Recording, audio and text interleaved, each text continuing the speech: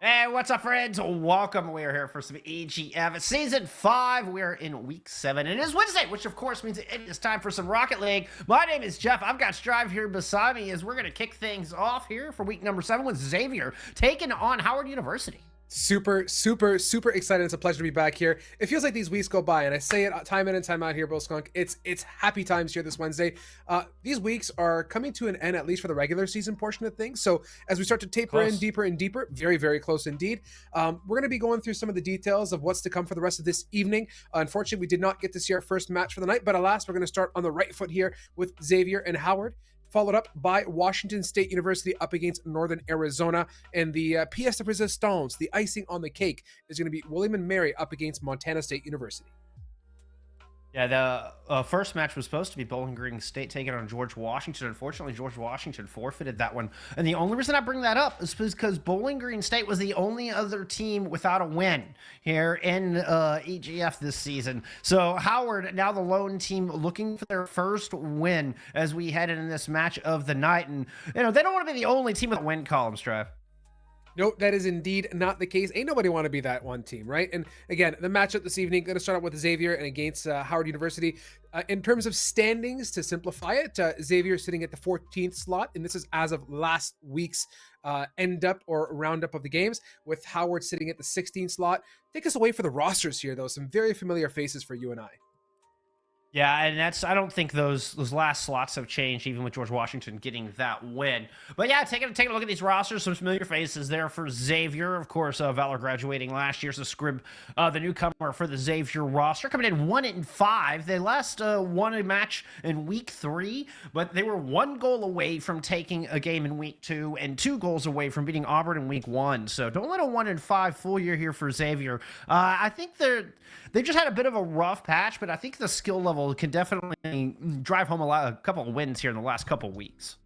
Yeah, for sure. And for the side of Howard, Batsy Man, Timms, and Bubble Boy, familiar faces. Haven't had the chance to cast too much Howard, obviously, in the grand scheme of the series. But we saw Xavier go up UNI very recently. We've seen what Confused Irish and Galaxy can do. Like you said, they've been on the team for a little bit longer. The synergy is there. I'm very keen to see how this matchup goes. And you brought up some good points as we get into the series. Both these teams very close in the standings, and I'm really hoping that kind of leads into a very strong game and a good start for both of them. Yeah, Howard's still trying to find their rhythm here. They have yet to take a game away. To be perfectly frank with you, and unfortunately, it's not looking much better here. 2 seconds in, Scrib gets one off the kickoff. 1 touch is all it took for Xavier to draw first blood here in this match. But going back to what I was saying, Howard unfortunately wasn't able to play last time. Last time they played a match was back in week 4. Yeah, they got a little bit of work to do here, but it's nice to see them showing up. Of course, that means a lot. And with Scrib, again, light touches here, making quick, easy work of this early scoreline. Troubles for Howard. Xavier's early momentum, a little bit worrisome, but I mean, chalk it up to not playing for many weeks here. Howard's got to get some foot in this game here, Bullskunk. Grimace 2 openings and is now for 2 for 2 in 10 seconds. Strive. That was some of the quickest goals I think I've ever seen. Xavier looking for some revenge. You know, they haven't had that win since week 3, and I think they're hungry for one here today, as they are not giving an inch to anyone. No, not whatsoever here. Galaxy off the ceiling and down below, looking to touch it one more time to get it up towards the net side of things. Batsy Man, nice push. Script playing the net position, semi-midfielding. Good push there from Tim as well, with Galaxy still controlling the ball quite well in the midfield, now bouncing on down. A lot of back and forth action. It looks like some of that pressure has definitely come off the backs of Howard for the time being. Just a couple minutes to get warmed up. That's all. Got to find their groove a little bit. Still on the back foot they go, piling into the corner. Confused Irish with a nice touch here. Pass up off the seam. It's going to drop it in front of the net, but it's Timms who's able to get there. Galaxy follow-up touch, though, comes right back in towards Howard's net. The Bison able to keep it out for the moment. Touch goes behind Confused Irish. Uh-oh, back pass goes over the head of the third player. Ball in front of the net. Batsy Man scores. I would have completely taken a backboard or let's say left goalpost type pinch here from Confused Irish, but maybe the angle wasn't as good as it looked from my side as it did on the pitch itself. So Howard converting with a nice little connection. Yeah, you're 100% right with what you said. It just took a little bit for them to warm up and get their bearings figured out here.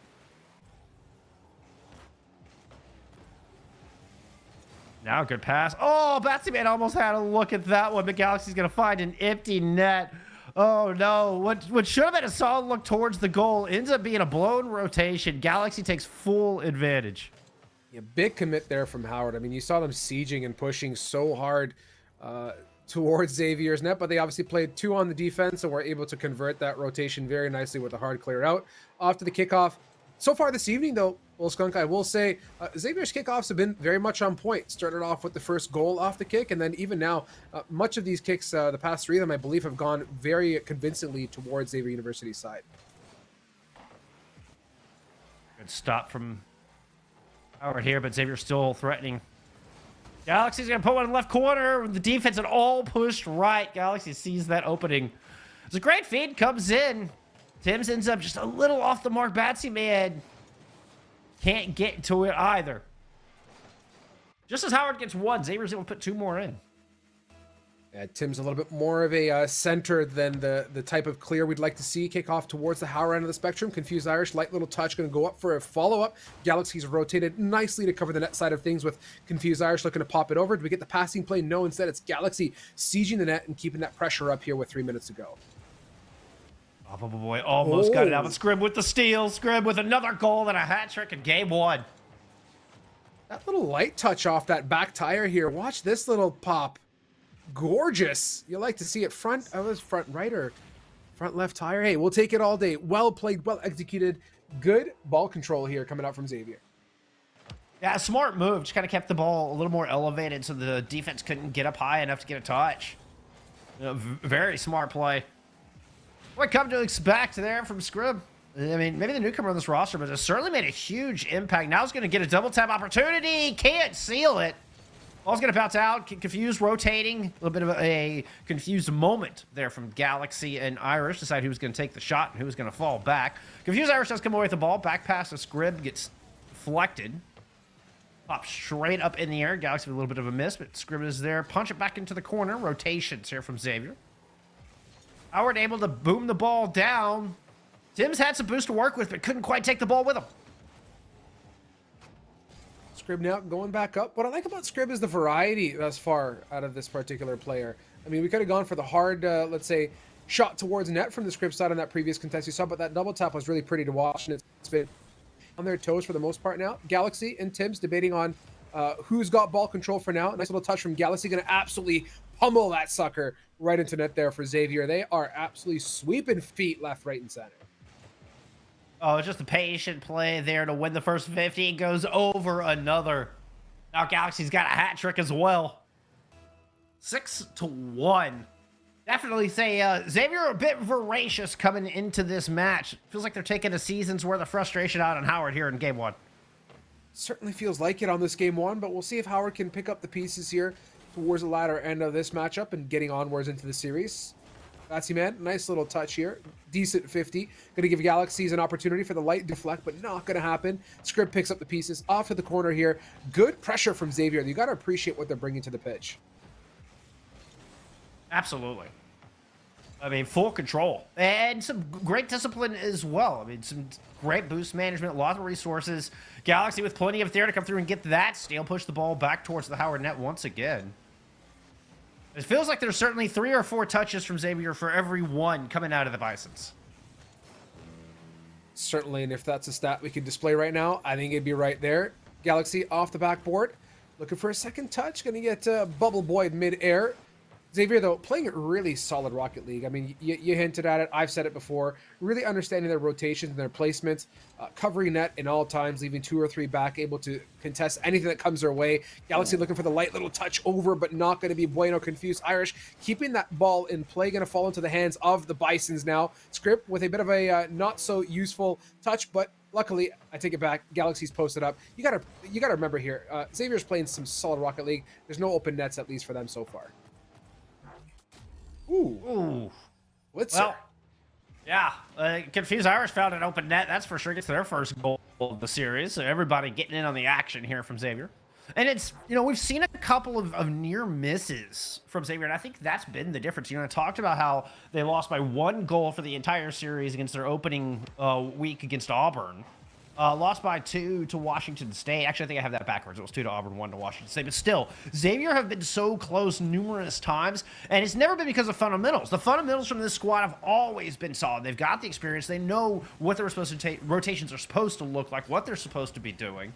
It's just a matter of getting the consistency, getting the accuracy. And I think Xavier would move up to a mid-table team real fast.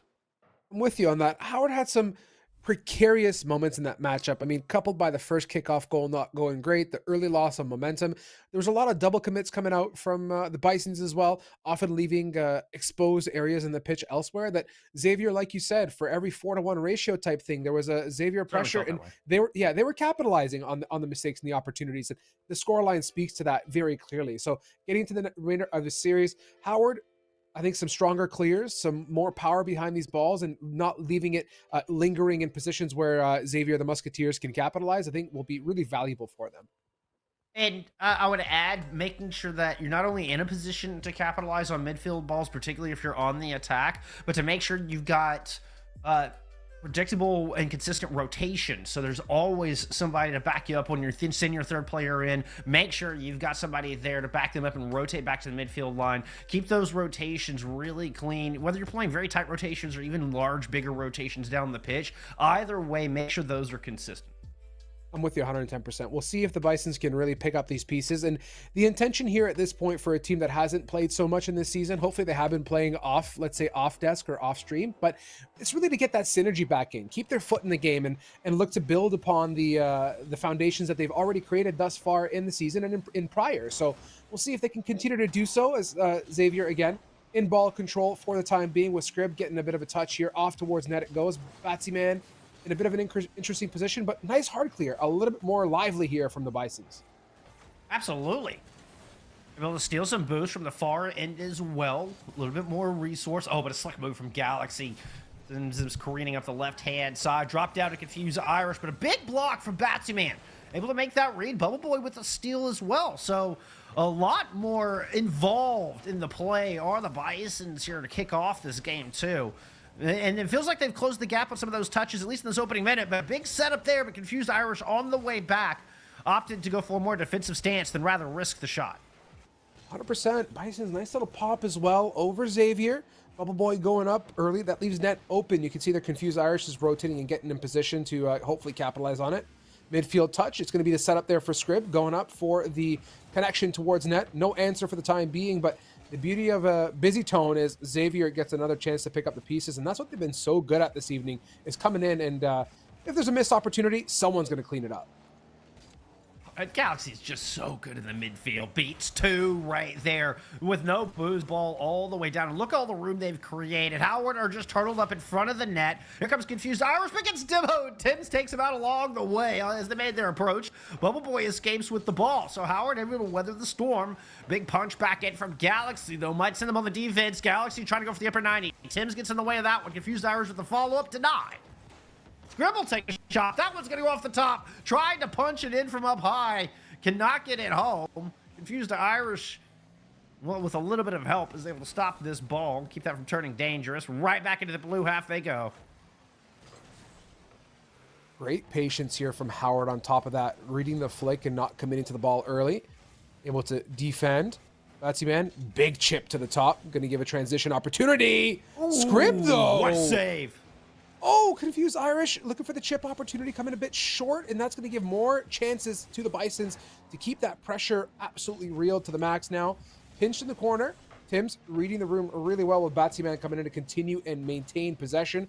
Hard clear from Galaxy is just what the doctor ordered, though, for Xavier. Oh, Howard are absolutely fuming. They were robbed on that goal so bad. They earned that one, but what a defensive play. Coming out of Scribb. Holy cow, incredible stop. All started by an unusual miss from Galaxy. Oh, that shot had an opportunity, but it's too far off the left-hand side of the car. Now Galaxy right over the midline once again. Look at that. Center just drops it off the corner, grabs a boost. Nobody there to follow up him. Xavier going to settle for another chance over the top. This time, just Scrib to push it over the line to Galaxy, not touching the ground the entire way, but Tim's with a nice 50 read and punches Xavier back onto the back foot. Like the setup from Galaxy, looking for the hard hit in the front of the car. Not going to happen, but still maintaining reasonable ball control. Confused Irish putting a halt to this attempt midfield. A little bit of a shortcoming there. Bubble Boy to pick up the pieces now. Met midfield by Galaxy. Chip it on back to Batsy Man. It's going towards net, but as per usual, Xavier is looking primed and delicious on this defense. Boy with a good touch. Coward, we're thankful that Xavier didn't try to pursue that last punch in off the backboard. What a pass from Galaxy. That car turned around, centered.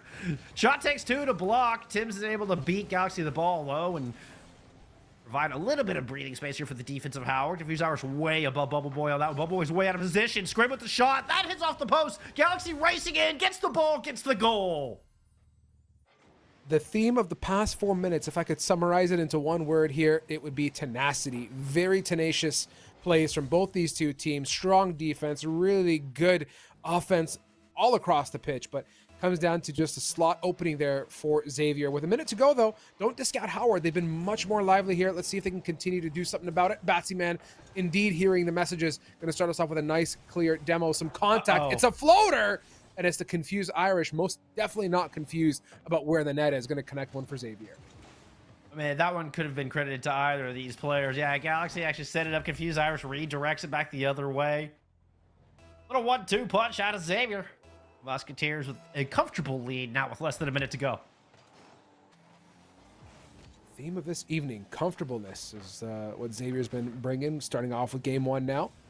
Tim? I don't think they've been comfortable this entire season.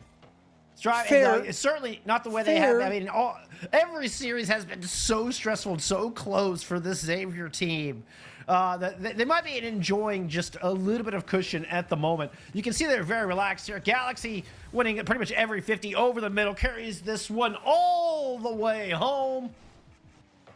And, well, I mean, they're just lounging at this point. If they were comfortable before Strive, they are settled into the couches now. Even in the previous game, watching those setups that feed well into Galaxy's skill set and having the chance to set that ball up for a clean aerial and a dribble in many cases is, I think, where that player has really been so successful. So with the right opportunities and the right setups, the theme here for Xavier is success is imminent, and they have great ball control on top of it. 15 seconds to go. The Bison's in a very spot. I don't foresee this working out too well for them, Chief. Xavier's just so good in the midfield. It's near impossible for Howard to even get on to the gray half, much less put some shots on. They had 3 shots in game 1. Feels like they might have got 1 or 2 more here in this second game. We'll have to wait until their stats pop up on the screen. But it's still a complete shutout the other direction. Nope, 1. They got 1 shot on goal.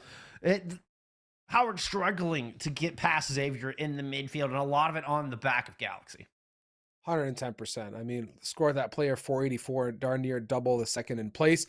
To put it simply here, shots on net, it's gonna stick at some point, Bull Skunk. Like you're gonna have to do something a little bit better about that. The Bisons coming into this next series, I think for them the focus is going to be to step up their shots on net, really start bringing some pressure to the field, and see how that works out for them. Feel out those opportunities, and don't leave balls floating, and give Galaxy an opportunity to set up a play, set up an aerial, and to push that ball toward that.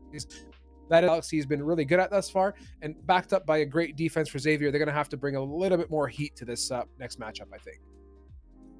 Couldn't agree more. I mean,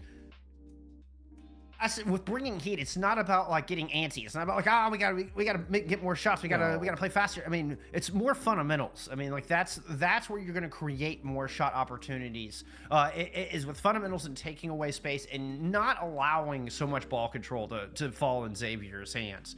So when we say ramp it up, I don't think we mean recklessly, friends. Like it needs to be controlled. It needs to be measured. Otherwise, Xavier will just punish him.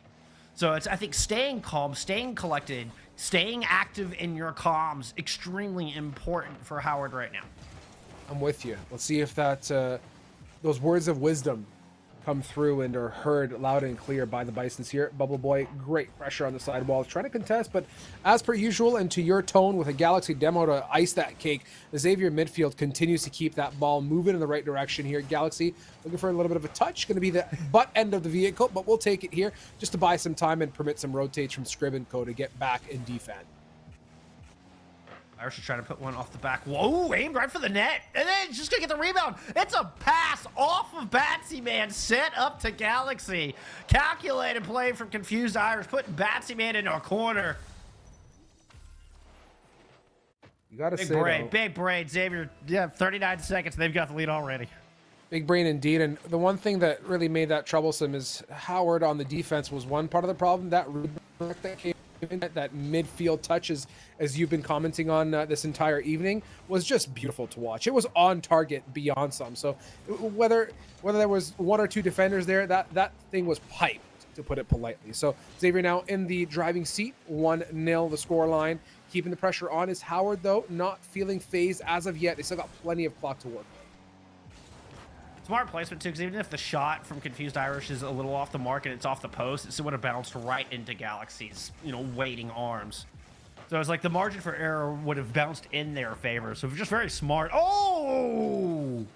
Speaking of accurate shots, this one pixel perfect from Confused Irish from downtown. Absolutely rinsed. The Bisons in the washing machine, getting absolutely massacred. Xavier's bringing some good stuff to us here tonight. I mean, Howard's been looking lively. That game 2 looked very much more like what I'd like to see out of the Bison's team here. And with a big push, there we go. That's what you like to see. Tim's read it, and you could tell Tim's had boost button mashed down from a different area code rushing to get that ball. Look at this push. Oh yeah, that was full boost all the way across the pitch. I can see Give me it now. that goal. Tim saw it. Tim won it. Tim gets it. And this is some of that life that we're talking about, and it's definitely there. I hope this Howard squad's able to keep their chins up and continue to improve. I mean, that's what it's all about at the end of the day. That one, oh no. That defense could have used a little improvement. The touch is slightly behind there from Bubble Boy. And it ends up being Xavier regaining their 2-goal lead. I liked the idea of trying to push you back into the corner, but just didn't get enough of the ball. Yeah, there wasn't a correct setup there on the left side of the pitch to defend the ball heading inwards. It almost looked like it was going to hit the corner of the goalpost actually and bounce out, but that could just be me and my cross-eyedness. Alas, Scrib. Ball control has been the essence of the Xavier game here. Confused Irish in the corner. Nice touch from Howard. It's going to be a center, but luckily this time we have the Batsy Man there. Nice pitch, or chip, sorry, to Galaxy, maintaining that midfield pressure. Xavier now just looking to vibe at this point. Nice they got touch. a nice goal. Yeah, very nice touch indeed, actually. That was some good work on a Batsy Man. A little double tap to get over the player. Well, this is nice. And obviously we've talked about how exceptional Xavier is in the midfield, so I mean, they're not easy ones to get by, but Confused Irish here to add another one to the stat card. The defense falls apart. That cut from Galaxy there was just tidy. Really, really tidy. Yeah. Like it completely snapped the ankles of the Bisons and left them wondering what happened. Oh, two defenders end up against that far left wall. Just tough. It's tough to swallow that kind of stuff, but that's the kind of change in direction that keeps your opponents on their toes. I like it highlighted that. It's a cool little move that completely opens that up. Even though we don't see Galaxy with the credit for it at the end, Galaxy will get the Hattie here. As this one is just a raise down. Once again, the rotation's falling apart. Big commitment up front from Howard, all the way against their opponent's wall. No shot they get back to make this stop. No siree, not today. We got some more Bison lightness though here, Bull Skunk, is the question to ask ourselves. Bubble Boy feeling very frisky on that midfield, looking to contest, and that's the kind of stuff you want to work on as a team. They just have a very hard time converting beyond midfield towards the goal and put some pressure on Xavier at the goalpost area. Hey, I mean, it's tough competition here at EGFC. Like, nobody here's going to take it easy on you. I mean, 16 teams this season, it feels like every one of them is a threat, especially to Howard. So, you just want to see him grow and continue to improve on that, continue to put together this offense. And, like I said, it's important to keep the confidence up. They faced, out of the gate, I mean, just listen to this, y'all. They faced UTA, Delaware, Cincinnati, and RIT to open up the season. Like, holy cow. Yeah, no wonder they didn't take a game off of any of those extremely experienced and lethal squads. So that's why I'm really kind of hammering home this. I want them to keep their chins up. Like, please don't lose confidence. Howard, you've got a lot of talent here. I know you're going to pull out a dub sometime this season. I'm with you on that. That's a really good way to summarize it. When you're up against mega threats, as you mentioned, it's difficult to get your morale punched down, and it does carry out through you into the season, and it's very hard to swallow. But they're keeping their heads up high this game. I truly feel that after that game one, they really brought some good things together, looked to address some of their shortcomings at the very minimum. Yes, they may have not resulted in the goal transformation that we wanted to see on the scoreboard, but it resulted in a much more cohesive team that was defending well, rotating well, and most importantly, able to transition well between offense and defense. Oh, Galaxy! A little flashiness there at the end. Sorry, I didn't mean to cut you off. That was just a flashy play. I was hoping Galaxy was going to get the clip there, but no, unfortunately, it didn't work out. And this is it. I mean, the pressure continues to surmount in this game. You got 30 seconds to go, and you have an absolute demolition derby occurring, as you'd say, with a 4-goal advantage for Xavier. Pummeling this backboard, absolutely blitzing this net. It's very difficult to sit back and take it if you're a Bison at this point. I mean, and this is exactly the time when you work on defensive positioning. I mean, we saw 3 players up on the backboard. You don't comms break it down. You don't need all 3 people up there. Y'all know that. Keep up the fundamentals. Howard, you will get a win. Xavier pulling out a much needed dub of their own, though. We've spent a lot of time talking about the Bisons here in this third game. Let's talk about the Musketeers for a minute because they look spectacular today. Able to pull out their first win since week 3. Now moving up to 2-5 on the season. And I feel like they deserve better than a 2-5, Strive. I think so too. Like, they've played splendid, but I mean, the 2-5 does speak to something, Skunk. It's the fact that the competition, like you said in EGFC this particular season, is fierce. I mean, every team, season after season, yes, we do get graduates that go on. Yes, we have replacements that come in, but everyone's been leveling themselves up over and over and over. And as that bar continues to move up, it becomes difficult and more difficult to fight your way up the ranks if you're not following pace. So I get it. Certainly they deserve more, but it just speaks to the whole competition and the current scene in EGFC. Just a great set of teams playing. And again, commending the Bisons for what they pulled off tonight. They put their head out there and really fought despite their lack of presence throughout the season. They fought very, very nicely. So a bravo to them. I mean, tip of the hat to the Musketeers in their own right. 8 goals for Galaxy tonight. Kind of the veteran, the captain on this squad. Pulling out most goals in the server. So led the Xaviers to a big, much needed dub here tonight. Looks like we are going to get an interview if I heard that correctly. So give us a minute to get set up. We're going to talk to Xavier. Well, we'll see you back here in just a minute.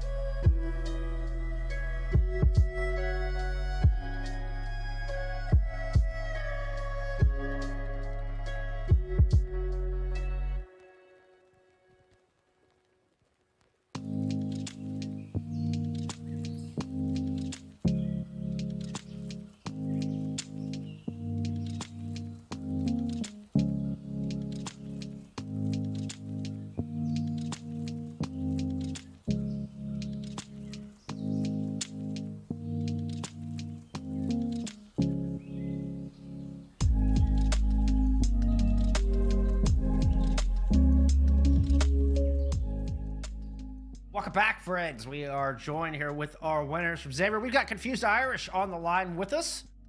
At least we should shortly figure out, get some input on this last match. Confused Irish, hello. Thank you for taking the time to join us. Congrats on the dub. Thank you guys for having me.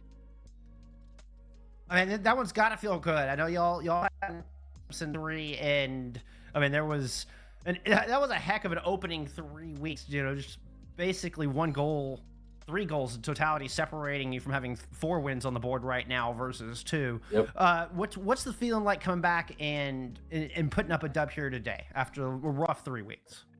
It feels great. You know, last week we had NAU. Started off pretty strong against them, but obviously they're a very tough team. Hoping to get a couple more games against them, but unfortunately we didn't. But being able to bounce back with a 3-0 is huge for their morale, and it's what we needed. So.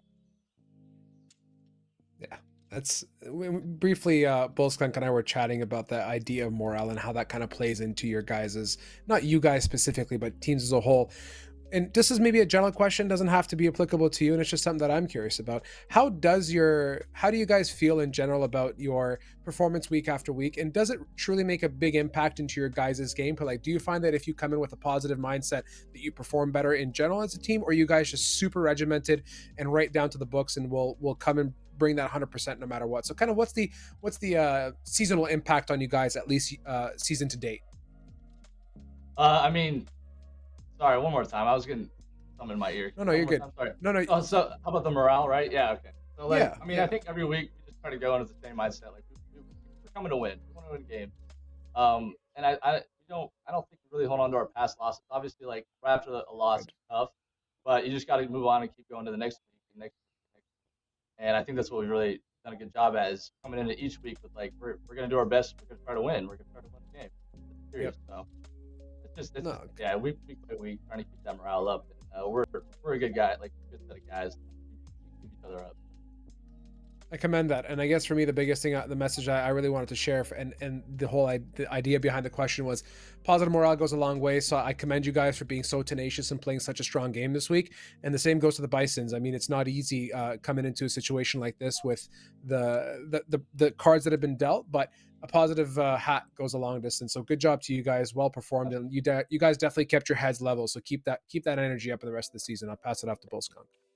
I just wanted to follow up and ask how do you manage to keep the energy up? How do you manage to push forward? Like, is there one player on the squad who's good at making the jokes when everybody's kind of feeling a little low, or is it kind of just get passed around? Like, what's that like? I think it really just gets passed around. Like, I think we all try to do a general good job of trying to keep each other up. Like, obviously silly mistakes are going to happen, but we need the next person to boost up the other one. So, I mean, it just rotates a lot. But I like to be very vocal in game. I like to try to have my teammates keep their heads up too. I always talk about, I think heart's the most important skill to have in competition, no matter what title we're talking about. So that always fascinates me. Well, thank you so much for sharing your thoughts. Any shout outs you want to give before we let you get out of here? Shout out to the Rocket League Club. They're right behind me. Actually, we just had a little watch party for the game this week. Yeah, thank you guys. Thank you guys for coming. Shout out to the rest of the club that couldn't make it. Shout out my mom and dad. I love them. So. Awesome. That is awesome. Well, hey, congrats once again. Look forward to talking to you soon, my friend. Thank you so much. I appreciate it, guys. Have a good night. There we go. Confused Irish from Xavier with the watch party behind him. You gotta love it. That was amazing. And of course, the love and support from the families always warms my heart. So important. But hey, that is our first match of the night here on EGFrocketleague. And we'll take a little bit of a break. When we come back, we've got Northern Arizona taking on Washington State. So week 7 continues. We'll see you back here in a minute.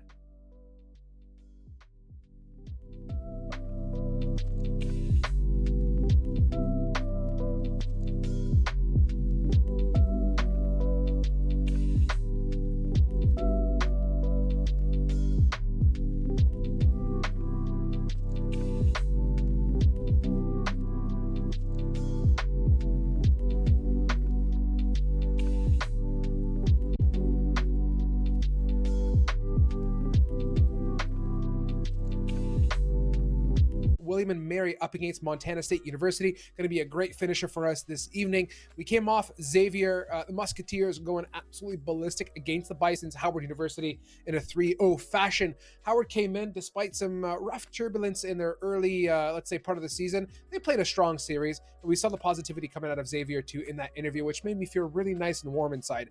Got to keep those mentals positive here, Chamako, as we get into this series. Two fresh teams, a whole new look at Rocket League. I am super pumped.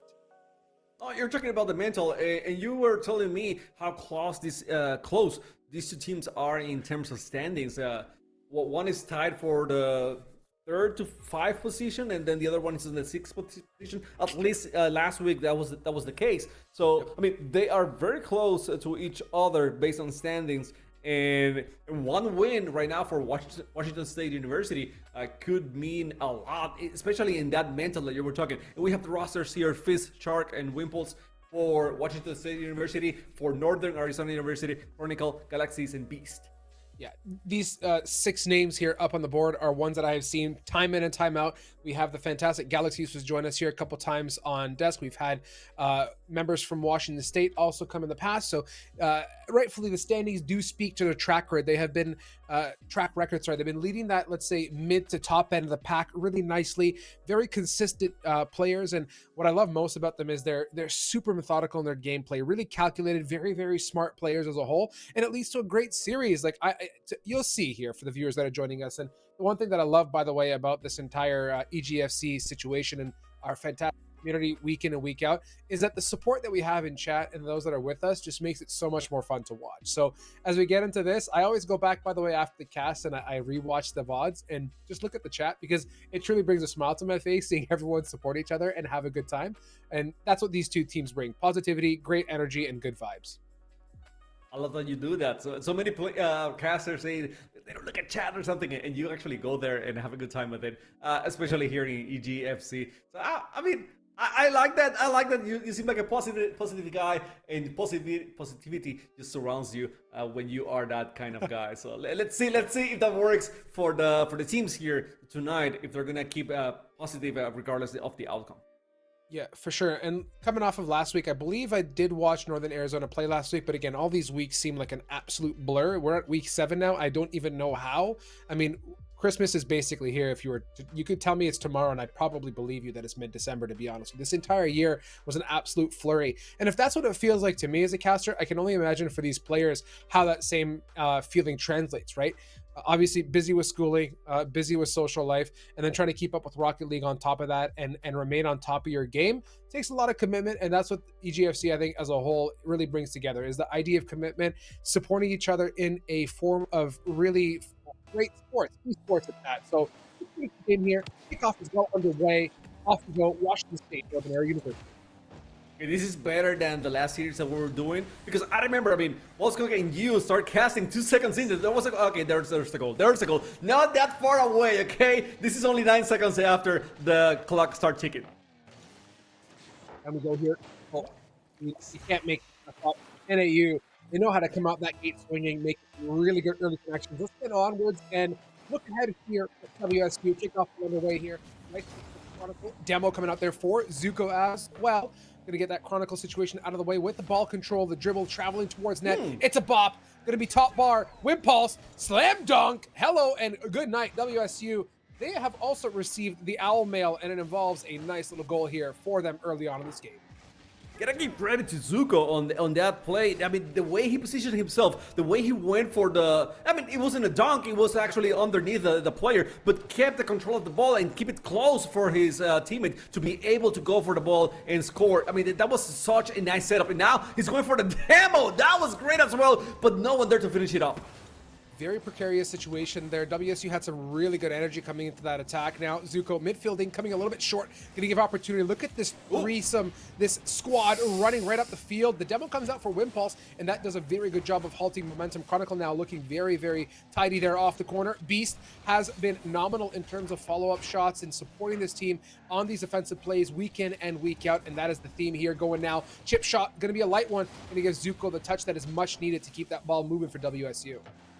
Northern Arizona keeping a very tight rotation and keeping the ball on the net the whole time. That ball didn't have enough power to get into the net, but they are still, I mean, rotating very fast and moving around. And the passes, the shots, they don't stop. And Washington State University, I mean, I don't know how much boost they have in the attack to keep absorbing all those shots. 100% really good point. They're doing a really good job of absorbing those pads. Obviously, there's got to be a lot here, Chamako. Like you can't be flying without boost in the tank, right? So very good momentum, good pace coming out here from WSU as well. Shark in the prior weeks has been really good at follow-up touches and finding opportunity in the most bleakest of times. So that's what I'm expecting here from WSU. Just continuous pressure, looking to find those gaps and look to capitalize on NAU's mistakes, which are far and few, to be quite frank with you, as we've learned in these past few weeks. All good shots now from WSU. And just like that, Galaxy is able to get the clear. A little bit of a bumps, and that goes for both teams. They have been struggling in being clean on the rotations. But however, you know, both of them, not many mistakes as you were mentioning before. And right now, NAU keeps attacking. Great save by Zuko. That was a tough one to make. Very tough indeed, but I love WSU's setup there on that defense. One on the corner, one hard on the net side of things, and that gives them opportunity and chances to pick up broken pieces if they so do occur. Wimpulse going up nicely as well to receive that ball above the net here, keeping the pressure hot. Beast, chip shot, going to go a little bit wide there, was maybe looking for Galaxies on the connection, and a little bit of a demo there on the rotation, which is, in my opinion, the most optimal time to pick up a demo is on the move and looking to get back to position. Galaxy has a 1v1 situation. It's going hard. Shark is going to defend that one. Goes over the backboard. Beast, a pass for Chronicle. Chronicle waiting for it. But I mean, he was wise. He saw Zuko there, so he waited a little bit longer. The pass is good. No one there to take it. The shot a little bit too high, and Zuko will clean it up. This is Zuko now faking, looking for the jiggle. The shot would have been too obvious, and the chip shot back from Shark off to Wimpulse. Nice connections and team synergy here. What I love about NAU is they love to keep things fresh and keep the opposition on their toes. No two shots are the same, and there's no real rhyme or rhythm to their pattern except real constant aggression coming out here. And WSU is, I think, delivering much of that same here. This control from Wimpulse off the wall does a great job of halting up momentum, but it does leave a problem, and that problem is a hole in WSU's net. You were talking about how good the demos are when you are on the move, and Beast, I mean, are you their coach? Are you telling them what to do? Because he went right through it. He decided, okay, I'm moving here. I'm gonna be passing by, so might as well get a demo on the way. And then that was an open net for NAU. Look, you don't go for a bicycle ride as a kid without getting a slushie from the convenience store, and that's literally what it is for Beast. It's a friendly bicycle ride, in this case, car soccer, with the side of a demo to go. Pack it up there with a side of fries and a burger while you're at it. Off we go with Wimpulse now. Off the top of the board, Zuko continuing to pressure. Nice little second touch there. Going to give Shark a look at it. And again, the NAU demos have been really, really good this game. It's hard not to notice it so far, Chamako. Yeah, definitely. They're playing the direction. And now that one's going to slide in. That's it. I mean, I think Zuko touched it at the end. But now we have a tied game. And okay, actually, it was Zuko from the beginning. He didn't need to touch anything at the end. He didn't stall anything. He was just there to confuse Galaxy and make him think that there was a chance. I mean, to make it a little bit harder for him to actually get the save.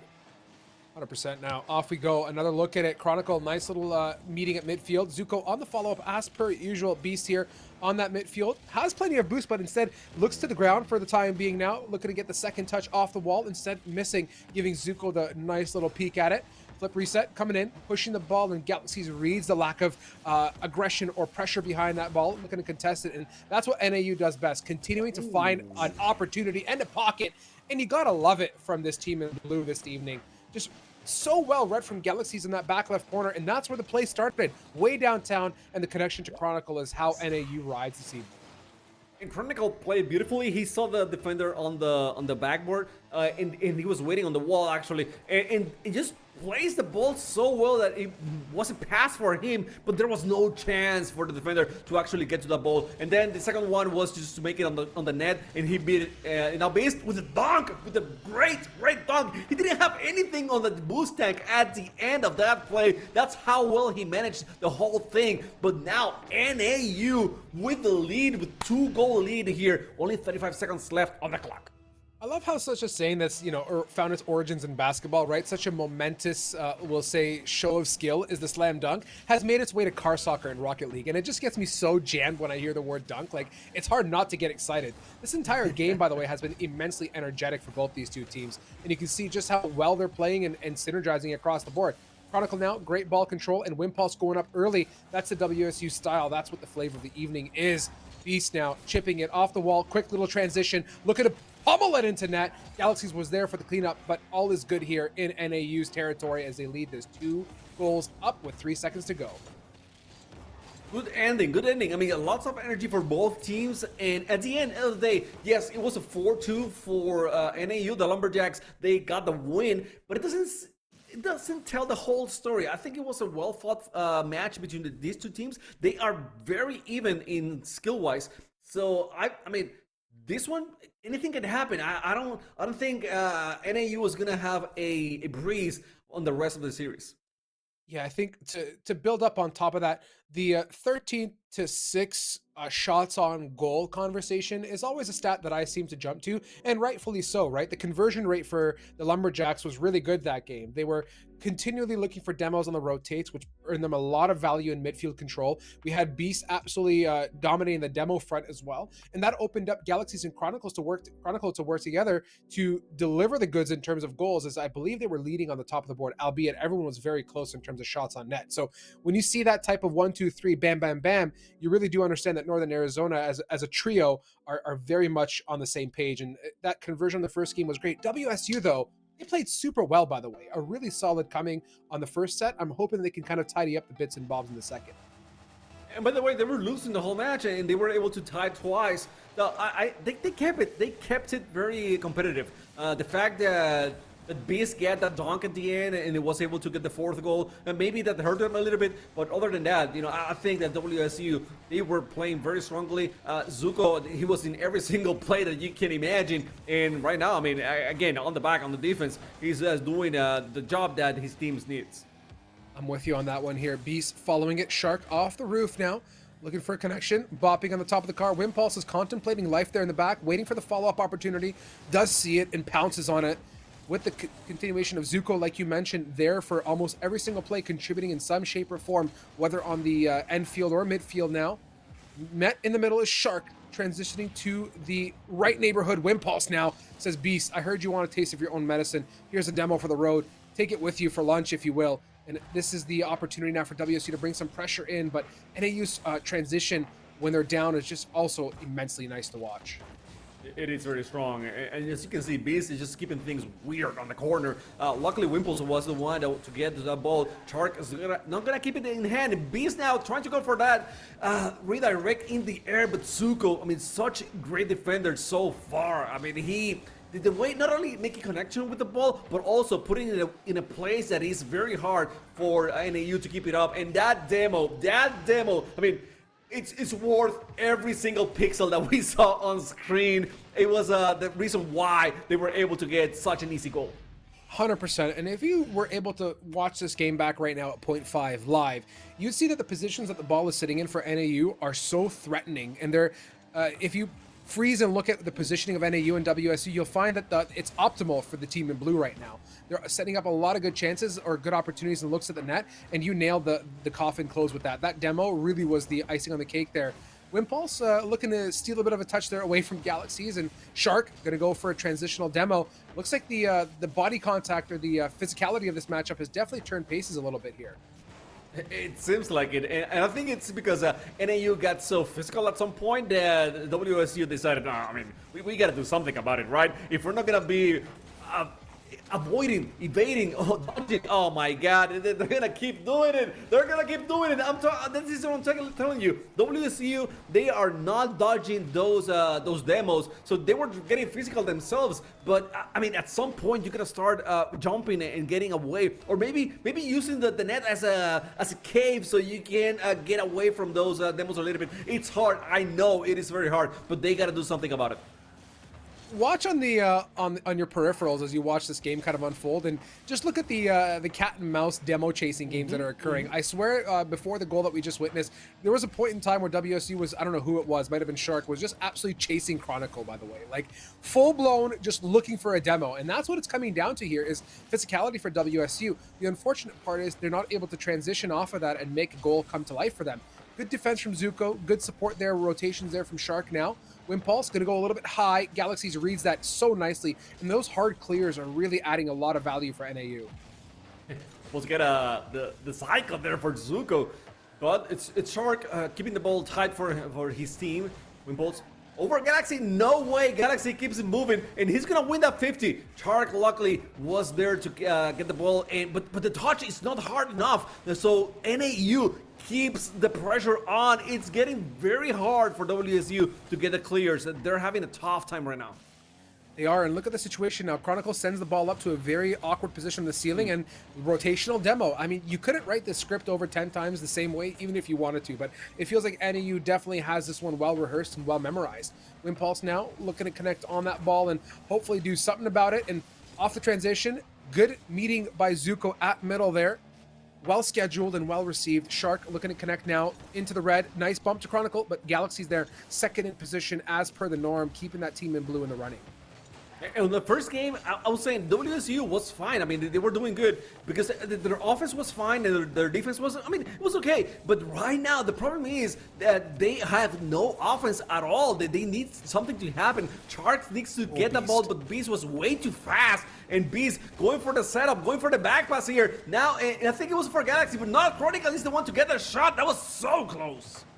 Beast is playing a solo game at this point, like literally carried the ball from one end of the pitch to the other, bounced it around the net, kept it in the right neighborhood, just waiting for a teammate to show up and say, hi, I can probably put this into the net if you want.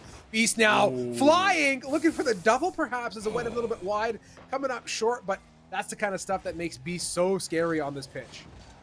He's still gonna lurk around, and that was a great 50 from Beast. It landed right on Galaxy's hands, and we got a 3-0 right now. Well, I mean, how can you get any better than that? And by the way, Galaxy waiting for the ball right there. That means he has full confidence that Beast was gonna win the 50.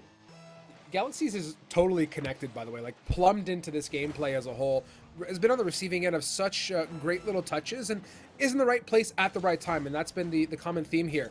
Beast was just hanging out and unfortunately gets whacked in the rear end there. A little bit unfortunate, but that keeps the ball moving and WSU pressuring. But with 20 seconds to go here, Chamako, we are running out of time to make magic happen. And as you know, magic ain't free, and it don't happen overnight either. 12 seconds, we got to see something convert here. This team in red not looking too good in game number 2. Look, you're talking about magic and on this game, but WSU, they really have to wake up and start dodging those demos. That's a key right now. I mean, NAU is getting very physical. You know when you gotta open your eyes, you gotta open your senses. I don't know, if you're playing with music, turn it off and listen to the cars surrounding you, because that way you're gonna be able to tell if a car is near you or not. But they definitely need to improve on that, because everything else is not too bad. But when they're getting demoed, when they are not being able to get the clears, then it's very tough to make any offense that way. I agree with you, and I think for WSU, they're dialed in. I can see, like, you're watching the game, and you can tell they're dialed in. And coming off that game 1, I think conversations certainly were had. Those demos didn't appear out of nowhere for no reason. They definitely looked to get a little bit more physical, get a little bit more pressure, and that's what we saw in that game. It just felt like Northern Arizona, with building off of Galaxy's 2 goals, obviously, was just a little bit more ahead of the game, dare I say. And I pointed out the idea of threatening balls. NAU had a lot of threatening balls that were just in the right neighborhood for a tap in, and that's where Galaxies came in and absolutely swept shop there. We'll see if Washington State University, they're able to get those clears that they need, make those adjustments. I mean, great teams, they make adjustments in between series. That's how you're able to move forward and get to that game 5 and maybe even win it. I have seen many reverse sweeps. So if they have the right mindset, the positivity that you were talking ahead of the match, if they keep it up, then they might be able to do something still. I mean, even though they're down on match point right now. Yeah, and that first look at net there was an absolute conga line. 1, 2, and 3 all missed there. Galaxy is about to be number 4 with a bit of a late receiving of it now. Chronicle still maintaining ball control in the corner. In these first 30 seconds, the overall dominance in NAU ball control has been stellar. They're just doing such a good job of maintaining possession. Zuko looking for the transition tap there off the wall. Not going to work out for the time being. Chronicle flying high, looking for the reception down below. Precarious spot for Wimpulse, but luckily Zuko gets a nice little touch on it to bring that ball back over to the blue end. It's very early to say, but watching the State University, they're looking a little bit better now, a little bit better, at least on the clears, right? That they're moving the ball more in depth to the blue zone, which is great for them. They're not keeping control of the ball a lot, but still, moving the ball away from the NAU whenever they're attacking, which is a plus. That's something that they were not able to do on game number 1, on the game number 2. Yeah, and there's a couple of these opportunities where Zuko's looking for clean redirect off of the wall, and if those connect, I think that's going to be what really gets NAU off their feet, right? Not expecting the light floater and hopefully a connection down to midfield. But if they don't connect, we're going to be in big trouble here because that's a wasted opportunity, and NAU, as we know, per usual, know how to pick up on these open pieces and puzzle them together for a goal transition. I completely agree with you on that statement. Now Zuko, just keeping it weird, just avoiding those hits and giving away the ball on the first touch. But it's still the positioning of NAU. It's so good that they can give them the chance to wait to see what Zuko is going to do and then react to it and actually get the ball away. I mean, their midfield presence, the one from NAU, is very strong still, even after WSU's adjustments. As a caster, I honestly feel just as dialed in as these players, just watching this game. Looking how Chronicle in that last play set up the ball with B's positioning, I already knew in my head very clearly who the 1, 2s, and 3s were getting into that particular play. And that's, I think, what makes NAU work well, is that the roles are well defined and the transitions between them is also super clear. Zuko now bouncing it. That is so beautiful, by the way. Such good ball control and equally as patient. We said the idea of turning up the tempo. That is the way to do it with style and finesse. By the way, the win before that, just beating the other player on the ball and then catching the ball so well. Everything was calculated on that play. He knew it's only 2 defenders up ahead, and that's, no, this one hurts. This one hurts a lot because WSU, they waited a full game and a half to goal, okay? And now NAU, all of a sudden, they tied the game with that kickoff goal. That actually hurts a lot. Yeah, that hit me in the wrong place at the wrong time as well. This team in the red just really looked to come up and deliver the sauce to us, and for that to happen off kickoff, I mean, not to discount NAU's efforts and what they brought forward on that. A goal's a goal. We'll take it all day. It's tough. We'll see, though. Still 2 minutes 18 here, Chamaka. We can't get too far ahead of ourselves. Zuko pitching, chipping, not going to come on top, and the defense from NAU's got the top and bottom absolutely sealed up. So penetrating through the team in blue here has been a pickle indeed. Ooh. Zuko, nice transition. Finally coming to light there with a nice touch. Well, we were talking about Zuko since game number 1. I mean, we were saying how good he is and how involved he is in every single play. Now in game number 3, he decided to put the cape, the superhero cape, and start doing everything himself, regardless of his teammates. So now the midfield presence, it is Zuko, the guy who's you're gonna have to be paying attention to him. So because he got either just shoot straight on the net or maybe pass it to himself and keep moving forward with a dribble. I mean, anything can happen. So Zuko right now just giving WSU another chance to stay alive here in this series. Yeah, and I got to pay a little bit more attention to the boost situation here, but it definitely feels like WSU's doing a little bit of a better job of starving NAU more than the previous games. I do see a lot of boosts getting picked up on the rotation the past little bit, and Galaxy said, listen, Zuko, 2 can play at this transitional goal type game, right? Nice little chip, well received, and Wimpulse went up, but it was just a little bit too late. Open net opportunities are the theme of this particular matchup thus far. Now, you can't be too mad with him, Wimpulse, on that play. He was the last man, and that was a 1v1, so either he goes fast or he waits for that one. Now there's a chance from Wimpulse. That was close. That was very close. Chark with not the greatest touch, but Zuko is there to do something about it. He's going for the pass for himself, or the dribble, I should say, and Galaxy with the save. Chark leave it for Wimpulse, and Wimpulse, the communication was bad. Chark did everything he needed to do on that play, and now Beast is gonna go straight into the net the way he only knows. We were watching WSU dominate the whole game, and now all of a sudden, in a few minutes, NAU is back on the top. something about that just felt weird to me. Like if I could translate it into grammatical terms or punctuation terms, it feels like someone hit the period button on the keyboard and the game just stopped there for a second. And the communication, like you said, it's like steam ran out almost. So that allowed the NAU transition. I mean, they played it well regardless. I don't think that was the reason the goal came to be. It just wasn't that same type of momentum being carried forward by WSU that we've come to love and appreciate now. With a big chip coming out and Beast floating in the center as per usual, in the red side of the pitch, looking to receive it. I mean, no need to receive much of anything there when Galaxies goes in ballistic with these types of shots.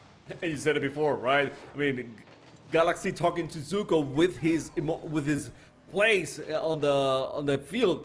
He can do the same thing that Zuko was doing against them. You know, he can shoot from the midfield. He can just win those midfield encounters and just shoot on the net. And Shark now, oh, that hurts. Biz with a clutch save to keep the lead. Yeah, Shark not picking up after Zuko there in terms of patience and looking for a bit more of a tidy fake out perhaps. Looking to keep the pressure on though, however, we'll take it. Maintaining dominance. I mean, I don't know where things went tippity sideways here, but let's watch the replay. The dominance is too strong. Chronicle, I think he wanted to carry the ball over the crossbar and just pinch it with the crossbar. That's what I think he wanted to do. He miscalculated something in the play, and now there's a chance for WSU. They go for the fake kick of Zuko on the midfield. He was challenged by Chronicle. The ball still on Shark's hands. Zuko in the air. They needed nothing they needed. They had the right play. Zuko, with only 9 seconds on the clock, is able to equalize this match. I don't know, Chamako. You say Chronicle was looking to dribble over the backboard. Just something didn't seem that well calculated about that. I don't know if the calculator was upside down, backwards. The number buttons were switched out. I can't process what I just watched, but I'll go ahead and chalk it up to overtime, and we'll see what we can do. Chronicle looking to gain some redemption on the board. Unable to convert here. WSU, they pick up the pieces, and boy, do they put it together for that overtime. People in the chat are calling the reverse sweep already. Okay, guys. Okay, hold on. Let's see what happens on the overtime right now. It is Shark moving forward, trying to get the center. Zuko with a shot. That was a great save by Chronicle, and Wimples was very close to actually putting on the net. Chronicle now with a dribble, with an air dribble over Shark. No way, sir. Yeah, we've had Windexes talk about reverse sweeps, time in and time out, but unfortunately, this evening, it's not going to be that. Indeed, GG's across the board. Galaxies love that light little touch. That's the kind of stuff that you call for if you're a beast coming out from downtown for the transition. NAU sweep this one and take it all the way to victory. Well played by the team in blue.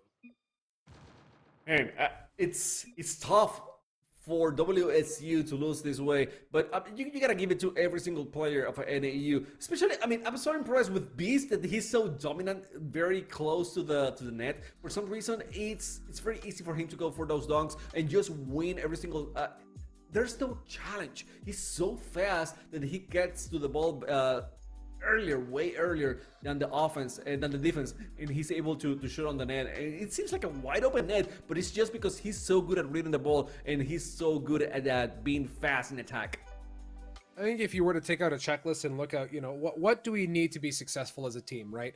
Good demolitions being done on rotation, really good fast plays toward the ball, nice floaters, and threatening ball position. Like, everything seemed to kind of fall into place for NAU, and they checked off a lot of great boxes. On the opposing end of it, WSU, I think, understood what boxes were being checked and where they need to come forth and do something about it. And as the series progressed, you saw them kind of start to wake up. They start to pick up some more demos in game 2, look a bit more livelier in game number 3, offered each other some good passes and setups, and just obviously it boiled down to the situation that you saw now, the overtime goal. But I think for WSU, keeping this in mind, they played a stellar series, and I think whatever communication took place in the back end, they transitioned very well off of that and developed as a team super nicely. And we want some of that communication, but after the break, we're going to be talking to Chronicle from NAU after this very short pause, so don't go anywhere. We're going to be back with Chronicle.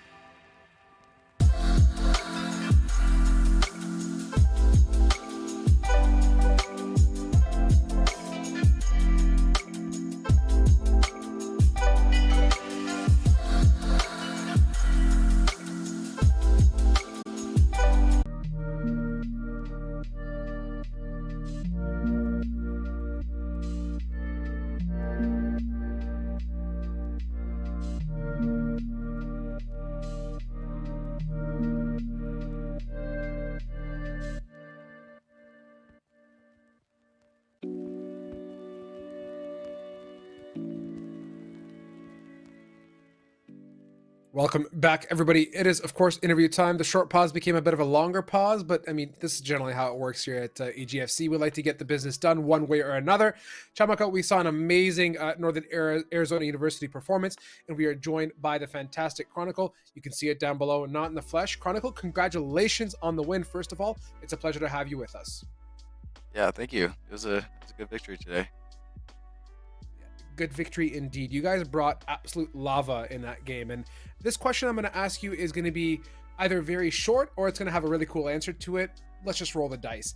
Coming into this week, I've personally seen you guys grow a lot week on week, and you guys continue to build upon each other's strengths and are very, how can I say, consistent in your gameplay, and you add a little bit of flavor and spice week after week as we see you guys perform.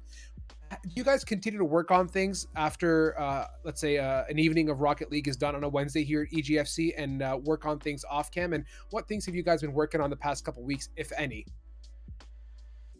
Yeah, so we tend to work on stuff a lot, honestly. After a series, even if it goes good, doesn't go good, we look at what went wrong or what can go better, and we try to implement new things, as you said, week by week to slowly get better and improve on what went wrong to just get better every week. Okay. I mean, it's fun that one thing that I noticed personally this week was your guys' demo game was on point, by the way. Unsure if that was an opportunity that you guys found or a hole you guys looked to fill right away because of WSU's playstyle, or is that something that you guys have been looking to continue to capitalize on and have worked on in the past weeks building up to this? Yeah, so the demo game is quite interesting for us because it's not an all the time strategy that we use, but sometimes like today, it just happened, and so we rolled with it. Like for me, I know I was hunting demos a lot during that series, and I think so are the rest of the boys. So sometimes we do, Yeah. sometimes we don't. It really just depends, honestly, for demos. That's cool. I like it. Yeah. Yeah, I like it too. And I was going to say before I pass it off to Chamako, I guess I got lucky this week to see the demo side of you guys a bit more. It's a lottery game with you. So for those viewers that are joining in and week out, just make sure you tune in every single week, because at least with NAU, you're going to get a different flavor. So yeah, really cool. Good job. I'm only just throwing some light banter around here. I'll pass it off to Chamako for the second question.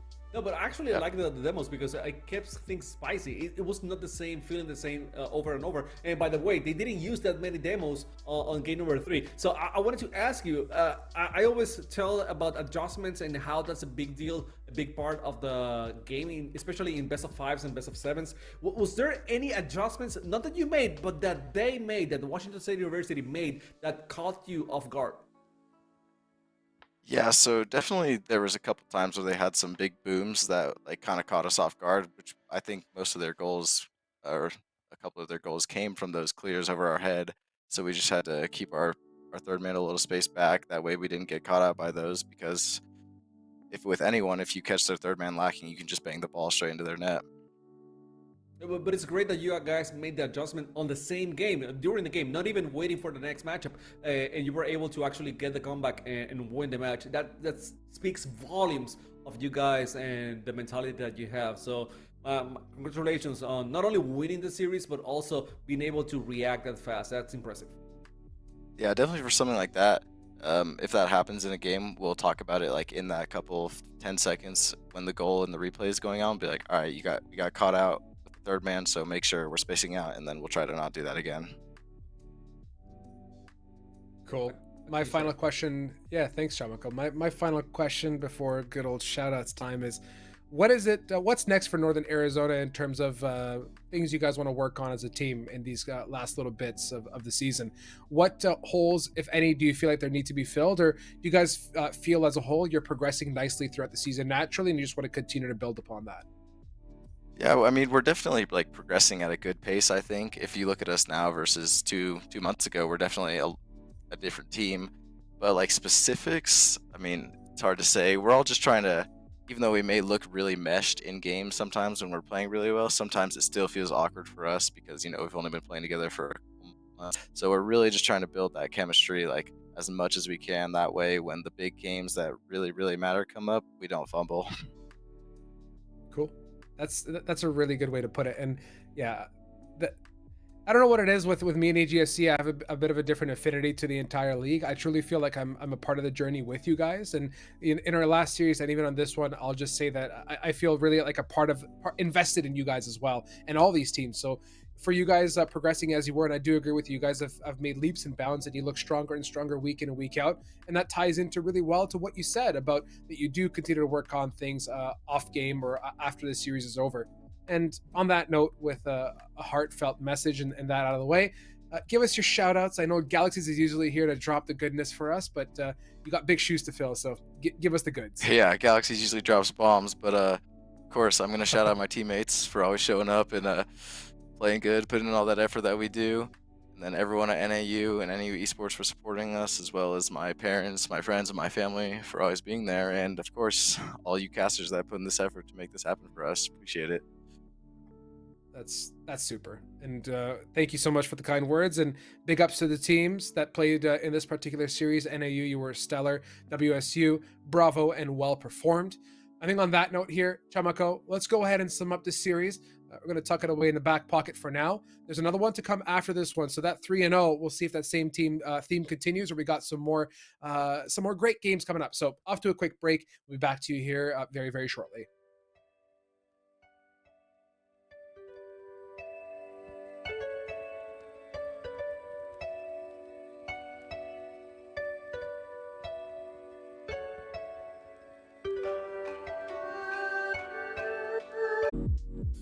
Welcome back, beautiful people. This is the final series of the evening. Sad times, I know. The Wednesdays, as quick as they come, they end just as fast. I am Strive, joined again by the fantastic Chamako. Chamako, we saw an amazing matchup, you and I, coming up there.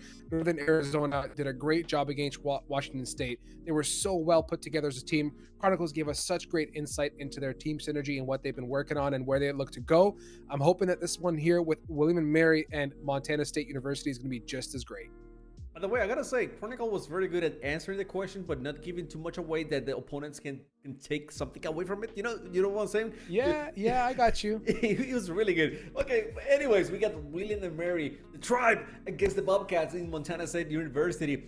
You were talking about the standings for these two and how they were doing. Basically, very equal teams in terms of standing and win and loss records. Yes, indeed, that is the case. And all 6 of these players I've seen here on the lovely production desk before. They are stellar in their own ways. They're great as a team to watch, as a trio, and I'm expecting great things to come out. The Bobcats, for me, historically, just a really fun team to watch. Super energetic in their play style. Very much kind of Northern Arizona-esque in their play. William & Mary, equally so. They're just trying to find their groove and their stride a little bit. Struggling this season, to put it gently, but they're building up and building upon their foundations, their strong foundations in the game. And this is the beauty of what EGFC is for these two teams as much as others, right? We start off with a strong baseline of individual play, and you look to build upon it. And both these teams have been competing super well this past season. I love how you're saying that you're building your team upon something, and the first 2 things are legacy and truth. The names they just match basically what they're saying. And then the other team has a chef and a ham. They're trying to make duos somehow in the teams. I don't know if that's gonna work or not. Whatever. I'm talking nonsense right now, but that's what I do a lot of the time. So we're gonna see here. I like that you're bringing that enthusiasm, because I'm one that I'm not too familiar with everything happening here at EGFC, but you give me, some hope that everything that we're gonna watch right now, the next 3 to 5 matches are gonna be greatness.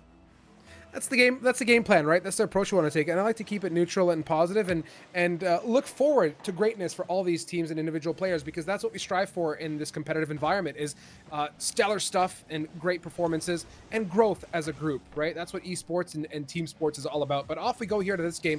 Enough of that jibber jabber and Strive sentimental moments. A lot of great chip shots here coming up from William & Mary and MSU right off the rip.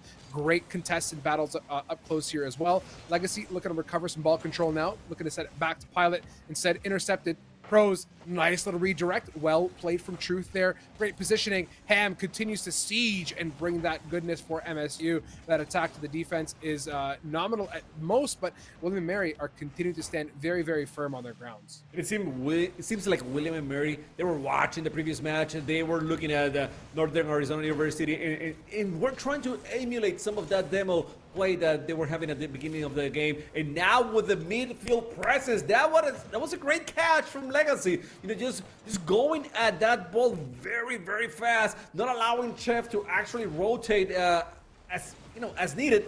And then just the placement and the power on that shot, they were both great. So William and Murray right away, early on with an early lead.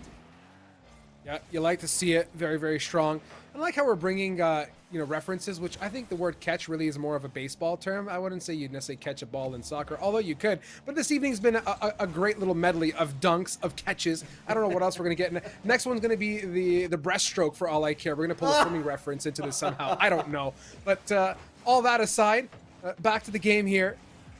Pilot looking to remain in relative control. Chip shot here coming out. That wasn't necessarily what you like to see. Off the save? MSU?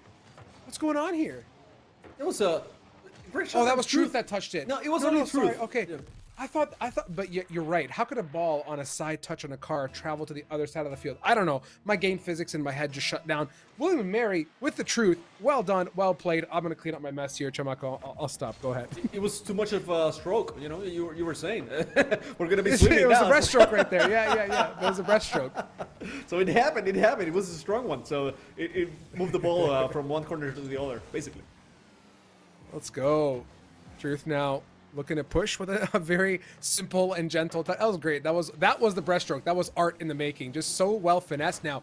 Chef down to Pros, back to midfield. It's looking for a connection to the Ham. Instead, Ham gets absolutely blown up there by Pilot. And look at that little feed there on the top right. There's a slurry of activities happening now. Chef at the midfield, back touch, looking to contest, and Ham takes it up high. Off the top now, connecting downwards, going to be met by Chef. Hopefully, never mind, cleanup crews here. The Ham is bringing the broom and the mop to make that mess at least count for something. But all things said and done, William and Mary are able to pick up some great little pieces here on the aggression of MSU. William and Mary, somehow they keep the defense very strong. So they're not... I mean, it's weird. It's weird for me that the way I'm watching them play, because it doesn't seem like they are completely organized, but at the same time, it's just enough to disrupt whatever Montana State University is trying to do. So, because in many situations, Pros is moving forward. You know, he's got the ball. Ham is there to making company to Pros, or something is happening. But a little bit of a touch here and there is enough for William and Mary to disrupt the whole play. Talk about disruption. This entire game has been a theme of really good contests in the midfield and some really cheeky pushes coming out here. And Ham, I mean, this name, for some odd reason, always makes me giggle when I say it. It's just, I don't know, just Ham with a period at the end. Let it be known. They should start labeling, like, they should sell ham in the stores with a period at the end of it. I wonder if the packaging does have a period. Anyways, Strive side thoughts. Well played from MSU, keeping their foot very much in the ground here. Kickoff underway with Pros in the midfield, battling on. Car-to-car action here. Legacy picks up the pieces. Ham looking for the demo onto Truth. Not going to happen, and that gives Legacy a chance to continue to push. The chip coming in from Pilot gets prosed up there on top. Truth goes up to pick up these pieces. Goes a little bit high. The blue team defending quite well for the time being. Legacy ball control. Boost is also available here for the taking. Let's see how they can play this with full resources in hand. Legacy has glue. I mean, he has glue. He's been with that ball, holding it forever now on that place. And it was very contested. There's a lot of people going for that ball, and somehow he was able to keep it close to himself. Chef with a shot that was a little bit too wide. Pros is gonna try to just keep the ball away from the William and Mary's. Not enough. Pilot now with the redirect. The ball still in danger zone. It's Truth attacking Pros. Very fast to react. He was able to get it over the defenders now. Trying to get the clear. Chef on the way. Pros not going for the bump, because I mean, Pilot was just flying high on that situation. That was really tough to get the bump, to get the demo. So MSU with now putting the pressure with this last 45 seconds. I mean, this is very good for them. They might have it. They're attacking really well so far, and William and Mary just defending completely. 100%. And I mean, looking off of the last, 45 seconds and building on what Pros did, that last little situation with Pros as the third man in could have been ugly. Like you said, thinking fast and on their feet has been the theme here for MSU. And that's what got them that goal and are keeping them in the running. But with 20 seconds and time dwindling, where do we end up here? Ooh. Chip shot! And that's going to be good for William and Mary continuing to work as a duo. Look at this. Pilot. That's a heck of a touch, by the way. I just want to go ahead and point that out. And Truth just read it so well. And it felt like MSU just off the back foot, not ready to receive it. It is a super touch because if you're MSU, you're not expecting that touch at all. So your rotation is concerned on something else. They're trying to be proactive in attack, but as soon as Pilot gets that touch, everything changes. I mean, completely. And now they have to go back and defend. And MSU is able to get that fast break. So somehow, even with that very strong ending from MSU, they end up losing by 2 this match. Yeah, and you look at the overall board there. Quick math tells me it's the 7-11 in terms of the goals or shots on net. MSU ahead of the game, so more shots on net. The conversion rate, though, for William and Mary, a little bit more threatening. As we get into this next series, I think for MSU side of the story, they're there, right? I mean, I can see a piece here, I see a piece there, and I see a piece here. How are we going to bring that little situation together and meld it? Part of it, I think, is going to be playing a little bit more passive, maybe, to deal with some of these awkward touches from William and Mary that are leaving them exposed. But as a whole, William and Mary also played really, really well here at Chamako. They were just so fast to the ball and constantly looked to find opportunity and barrage and be very, very aggressive. I just don't know how the Bobcats adapt. One thing I saw about William and Mary is I think the way they played, it seems that they want those counterattacks. They want to bait you in attacking a lot and getting very aggressive so they can counter you at some point. So be very careful with that. I mean, with that in mind, MSU shouldn't be just sending all 3 players on if they're not sure that they're going to connect with the ball. I mean, words, damn, it's hard difficult. But yes, I mean, MSU right now playing very well. I wouldn't be too surprised if I see 2 or more goals from them in this match. I'm with you, and the words themselves, yes, difficult here, Chamako, but you made very good sense of the situation. I 100% agree with you. There has to be patience from MSU to sum up what you're saying, and there has to be meaning behind them departing net as 2s and 3s here. Truth, playing the back end, understanding that there's an opportunity to go absolutely ballistic and wild, calling for the rotate on the back foot of things. Pros is flying, Legacy off the backboard, not necessarily clearing it in the most fantastic method, gives Ham a chance to come in, and Pros has just been that lurker, that little demon in the shadows, patiently waiting for a chance to attack. And although not able to find that chance just yet, be patient. MSU's consistency and positioning is going to pay off eventually. Pilot keeping the ball for Truth. Truth with a touch. I mean, it was basically a gift for Chef. Pilot now for Truth. Pros very well defended. That one, Ham trying to do something, but it landed on Legacy. Truth again, another shot, very well received by Chef. Legacy missing that one. He left it for his teammate. The shot wasn't, it wasn't on target, but Ham still decided to get the clear on that shot. And now the 1v1, it's won by Pros. What? I mean, how strong is that car? He didn't move at all. He continued going through, and then they got the goal. Pros is that dually pickup truck with winter tires on in a place where you probably don't need winter tires. That extra grip, that extra tenacity, just digging those tires into the pitch and pushing it through. You got to stick with your ball, and that's been the theme. Regardless if it's off the net or on the floor, that commitment from MSU delivers their first goal on the board. And albeit this is a great chance and a good feeling for them, right? They're up ahead, 3 minutes to go. Pros a little bit awkward. Got to be careful here with Truth and so much more of William and Mary really up close to that blue side of the net. But all is okay here. Ham, nice touch here. Pros for the redirect. No, down to Chef. Wow. That's the passing play. That was really clean, almost clean. That was very good, but the thing is, it was predictable. I mean, still, that was a play to make. But William and Mary, they read that like a book, and they knew exactly what they had to do. Now, Legacy has an opportunity, not as strong as Pros, so the ball gets away. Another shot here, but the ball lands in a very awkward place. Pros will continue. It doesn't open net. He doesn't have anything on the tank, but even I don't miss those. So now it's a 2-0 lead for MSU. Gamers, if Chemako doesn't miss those, you have absolutely no right to miss any of those shots. Please don't let us down. The cast is share on the desk. We're gonna be cursed if we see you come short. No, MSU, great stuff. I mean, the theme of this game for me has been really sticking with the ball. I don't know how else to put it. You used that glue analogy earlier, and I think for MSU that's been the theme here. Pros stuck to their ball, just beautiful. The passing play, although not necessarily what we wanted to see from William & Mary, I think was the right direction and the right approach. It's just going to have to be tried and tested a few more times, I think. So 2-0 right now. William & Mary not looking as strong as they were before, but I think it's awakening. It's an awakening from MSU, and we saw it at the end of the first match. You know, we saw how they were getting more aggressive and how they were being more on the ball, as you mentioned right now. So it's not a surprise that they are actually winning on this game. But the surprise for me is that William & Mary has not been able to score anything so far in these first 3 minutes of the match, and that should be something that it's maybe, you know, like a spine on your like something on your hand, just sticking in your hand, getting through and bothering you, but you can't just take it away. Something like that. It makes sense on my head. Maybe not to you guys on your houses, but it's something that it might be bothering William & Mary, and they need to get a goal on this match. Even if they lose, they need to get it just to make sure that they still have the offense that they need to win against MSU. Yeah, I think what you're trying to get maybe is like something that's stuck on your conscience, like you just really want to shake it off, like it's that lingering feeling inside of you. I hear you on that, right? And for William & Mary off their last game, this is a very different theme, right? They're being pressured. Legacy, that's a nice little play as well.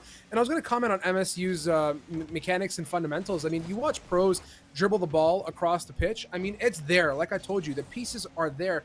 It's just a matter of piecing it together and finding the connection, solving the puzzle. And I think this is the chance for Legacy to maybe pipe it. And it does indeed. Nice little chip to the right is what it takes to get the green team on the board. 40 seconds. Tamako, don't tell me you cursed it, because there's still hope here. I'm happy they actually got the goal. I mean, I don't care if they win or lose right now, but Truth with that play was able to summon everyone on the defensive player and then leave something open. And now the shot is going to be an Athena flick. Oh, no one there to carry the ball and put it on the net to clean the mess. I mean, the flick, I call it Athena flick, but it was the right call. It was the right play. It was a very hard moment to actually shoot it straight onto the net. So he went for the pass, but no one was able to clean it up and get the goal and equalize the match. Not the case here, Chef. Nice ball control and solid dribble. Pros, I like this. Keeping that pressure in the corner on now. Fast rotates as well. MSU, look at the boost pickup on the way. They're just playing quickly, right? That's a whole different thing for this matchup too.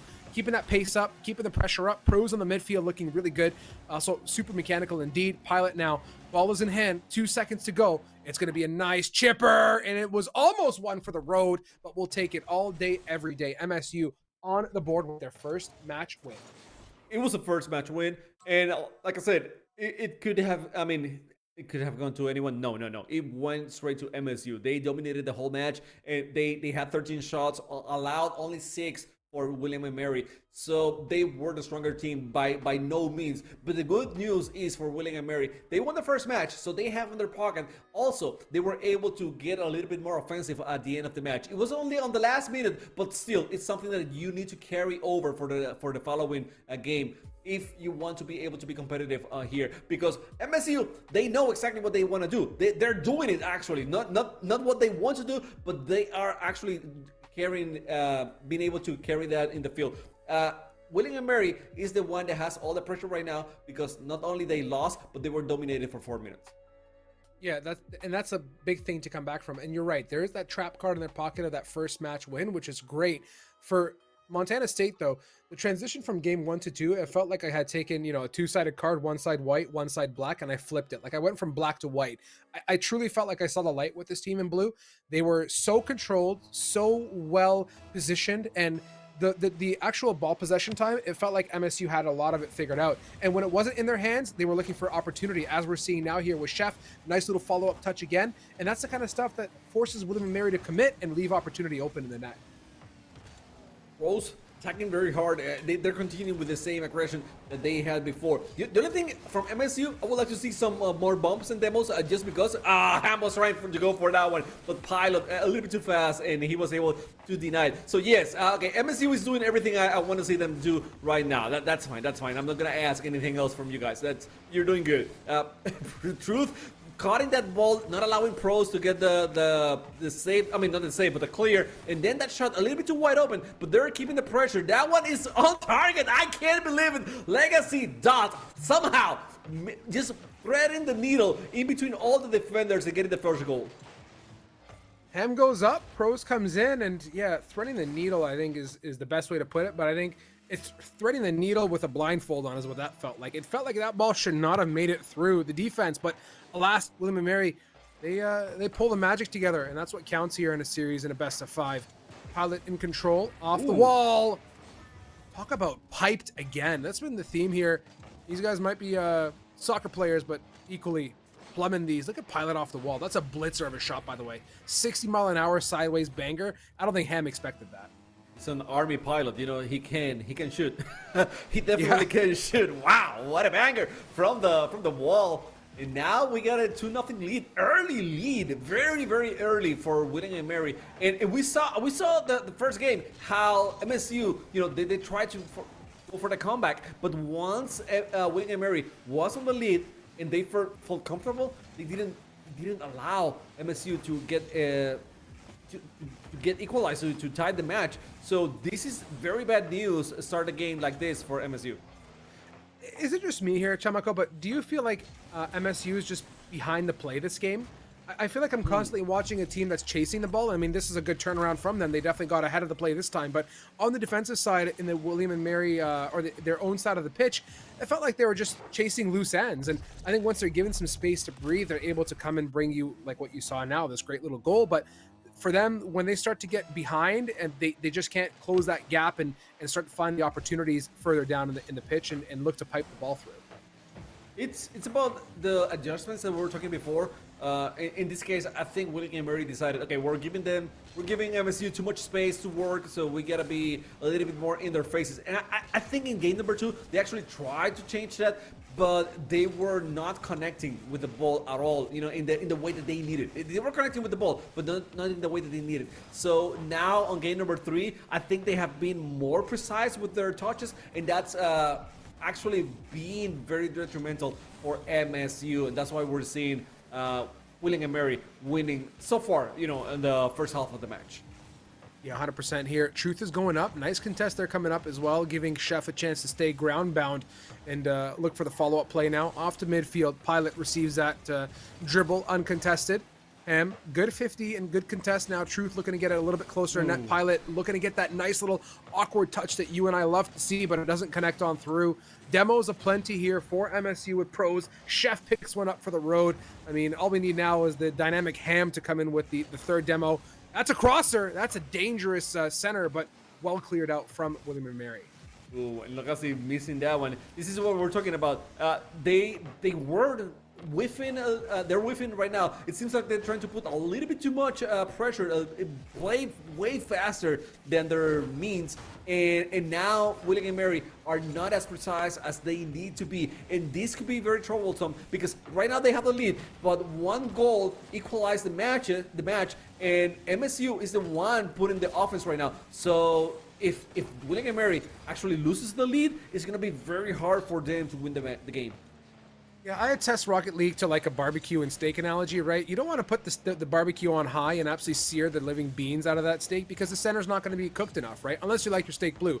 But, you know, you want a well-rounded medium steak, you got to let that sucker cook at medium a little bit, right? And then if you want to give it a nice sear at the end, then you crank it up to high. It's about finding the balance. And I think right now, William and Mary are finding a bit of a good balance. They're in that equilibrium state where they're getting opportunities. MSU, I think they're on full tilt, right? They got that thing on sear because they understand the pressure. The reality is they got a minute to deliver some goods, but they got to go back and just look to find opportunities. That little pipe shot that we saw coming from William and Mary was a great example of that, Chamako. Well, pressure is the only way to cook a steak in 1 minute. You know, I don't know if it's gonna taste true, good, but true. if you want, if you want the win, they gotta do it that way. They gotta do it somehow. So last minute here, and it's pros moving forward.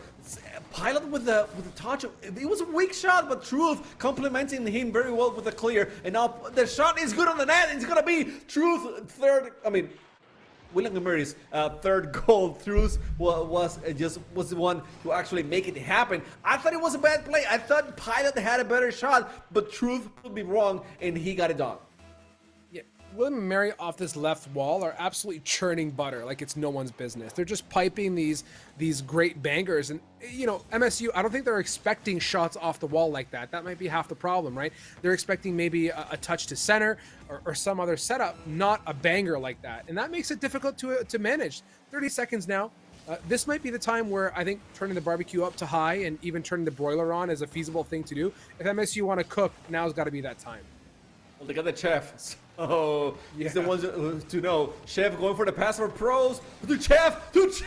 He got it on! I mean, I was just making a joke, but he proved me right. The Chef is in the house. The way to put it to pros and then say, hey, I'm open. Give it back to me. I got this. And he got the goal. Now, 12 seconds. That's not allowed to play, but they can do it. I mean, MSU has been putting a lot of pressure lately. So let's see how they react right now.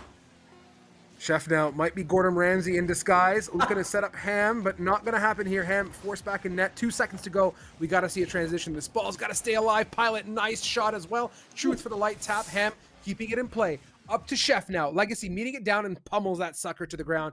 GG's top to bottom. William and Mary, by the skin of their teeth, make it by. MSU looks so alive in the last 2 minutes of that game. That was intense. That was very intense of a matchup. Very intense. And why is everyone leaving?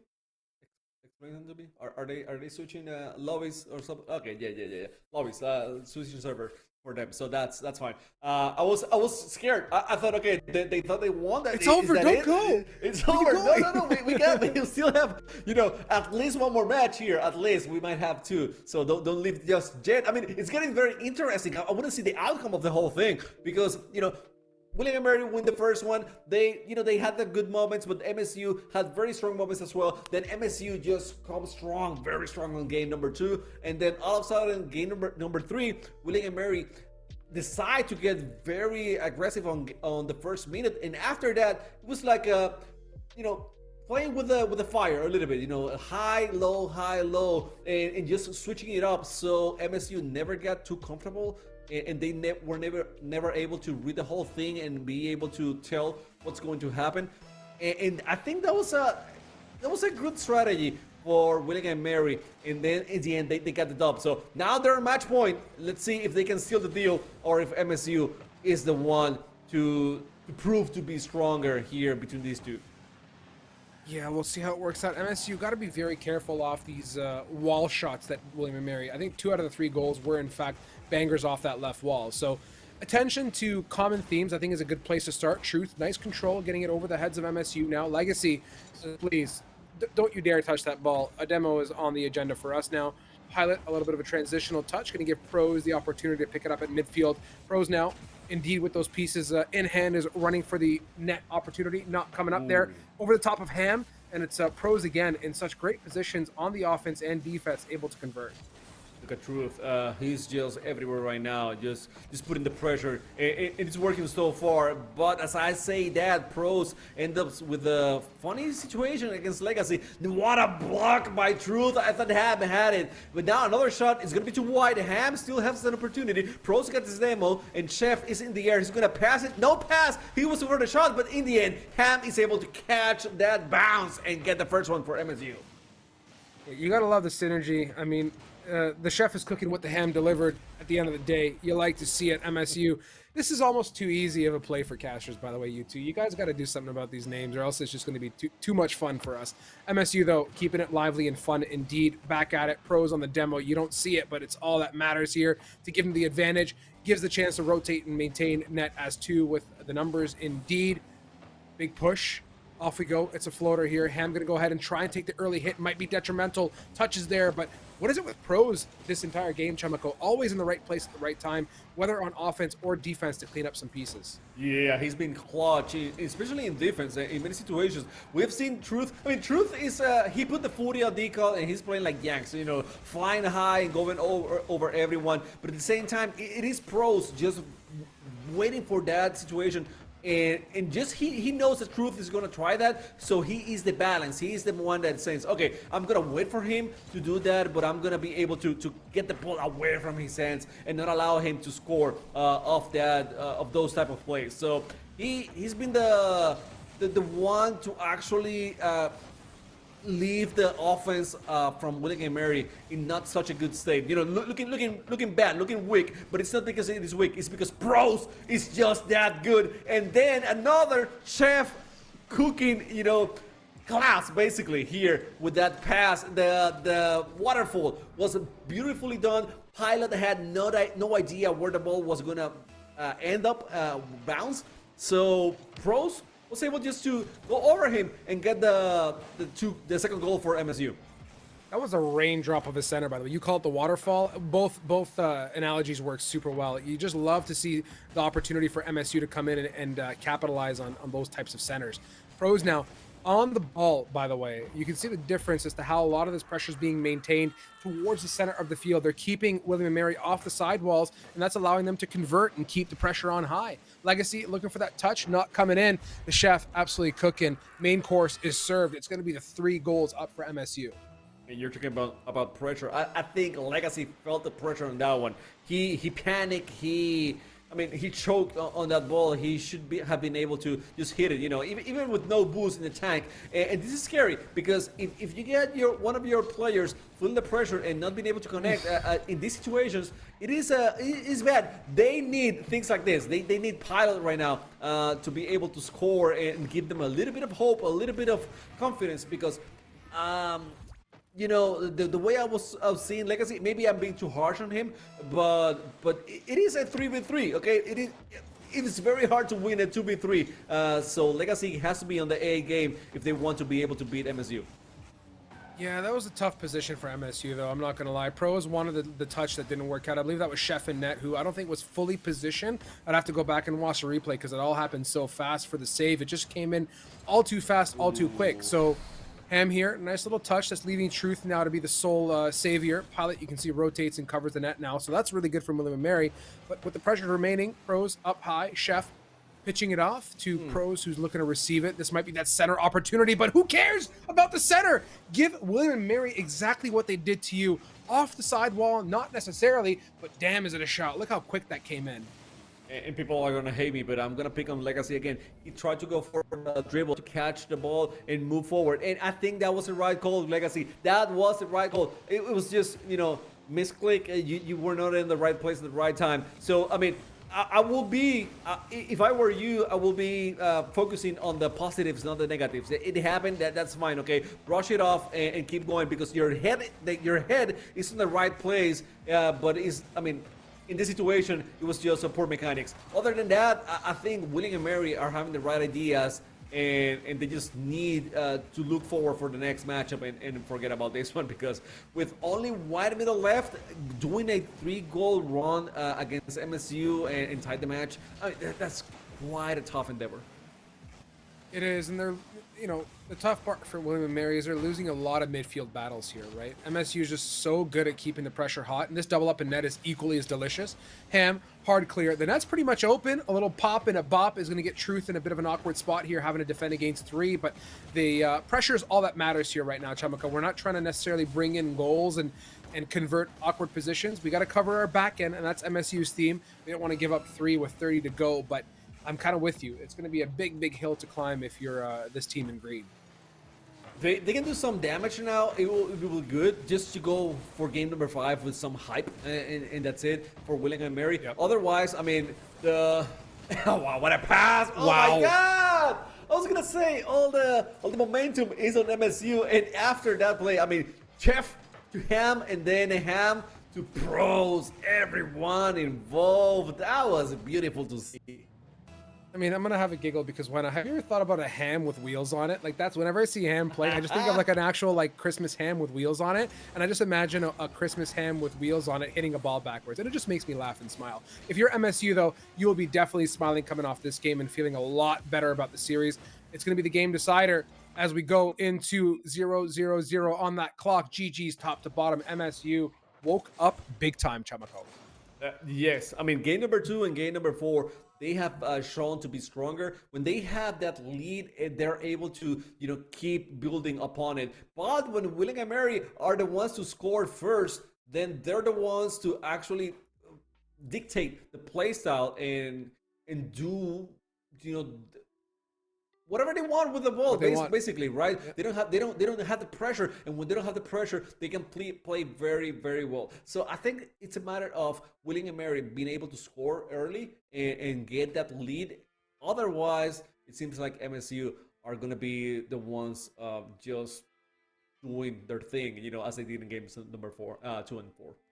Yeah, I think it's a good thing to look out for. I think what MSU did though that game is I think they really took the ball, and maybe it's William and Mary who didn't necessarily choose to attack the walls like they did in the previous games, or whether that was just completely unintentional. I don't know the exact answer, but I felt like MSU really brought that game towards center field area and really worked well to keep the pressure on net. And to your point about tempo and pace, right?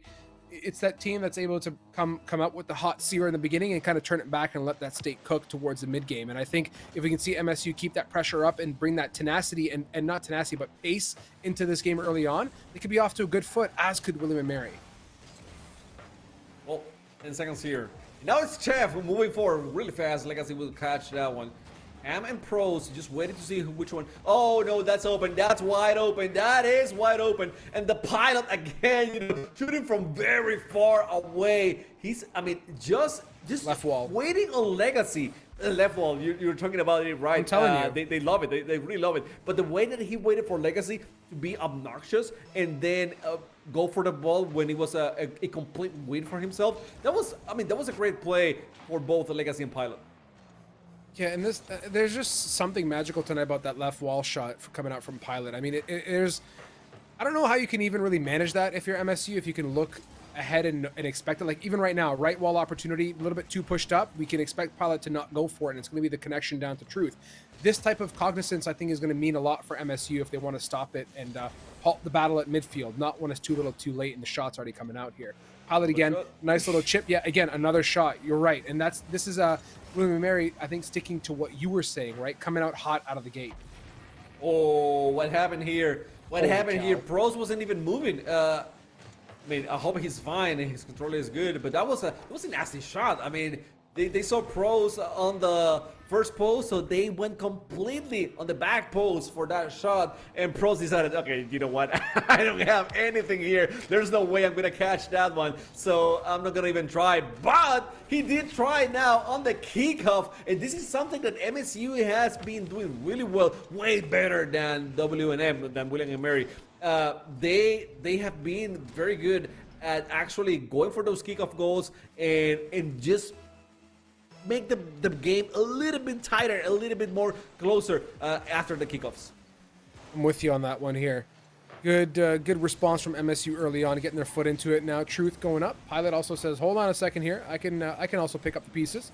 Continuing to push it on, looking for a hop over. Pilot a little bit short of that indeed.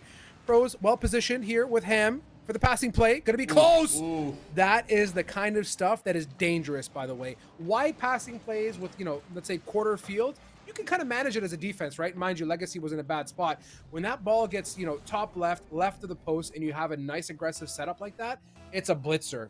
Understanding where it's going to go low or high is a whole different conversation. MSU, well executed, bringing another dimension to their gameplay. And maybe Legacy was not aware of the player right in front of him. Perhaps, because, yeah. Ball cam, sometimes doesn't give you the whole picture. So, Truth now has an opportunity. Oh, he went for the shot, but it was Chef. He was there. Now another pass for Truth. Truth, and he scores. Truth, I mean, he was waiting for that. He was smelling the pass from Legacy, and look how Legacy just crosses the ball over. He didn't give pros any chance to actually go for that ball and deny it. And now William and Mary scoring that third goal. I mean, that was great to see. Both teams have had some great team plays for themselves. Yeah, common theme, I think this game has been care for the cross, right? Close net cross passes are just dangerous to manage as a whole, whether it's on the green or the blue side of the pitch. A lot of action here in net, though. Truth, we're going to pick up the pieces. The pinch doesn't go the right way, perhaps, but that forces Legacy to come out for the party. Going to try and control it to the net. Going to get met up by pros on the defense now. Pilot, a light touch is what the doctor ordered. Is it going to be good? Ooh. It's going to be stylish for Truth, who almost does it backwards, hands tied and all, but insufficient here. Still, 2 minutes and 43 on the clock here, Chamaco. A lot more juice in the tank here for MSU. A Pilot just putting the hit seekers on the ammunition. He's been deadly right now. It's a pass or it is a shot, either or. It's very good whatever he's doing. So, and his teammates are just waiting for it. It seems like William and Mary is getting more confident in each other as the plays passes by, and I mean I love it. I really like the way that they are growing in this series, in this game number 5. That's a really cool point, by the way. The trust is definitely a big factor, right? Do I trust my teammate to be up in the right place and to be able to set me up for the right play? And that's a part of team synergy and individual skill. And as a whole, these two teams have been all over the pitch in terms of that exact set of two factors. And off a demo, my goodness, that was basically in from my point of view. Legacy comes in with the save here. Pros looking to maintain some ball control. Truth has a look at this net now, bouncing it, dribbling it. The camera view is a little bit awkward, topsy-turvy, and that allows the ball controller fall out of the ways and into the hands of the Wild Ham.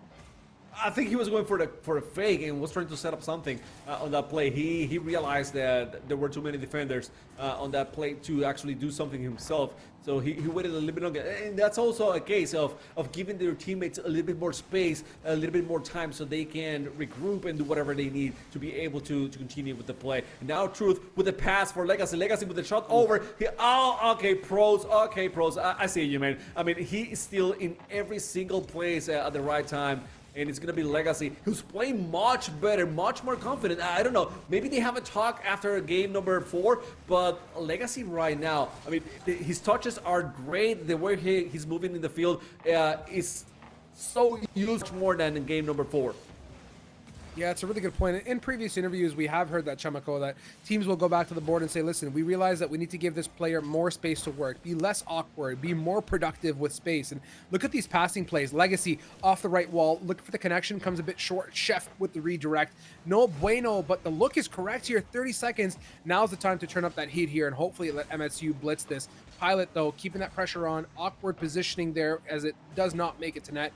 The clear now. Ham goes up, met a little bit late there by Legacy, puts the ball in the corner, and a chance here now to get it to center. It goes wide. Oh, that was precarious moment for Truth. Had there been an MSU center present, that would have been a banger.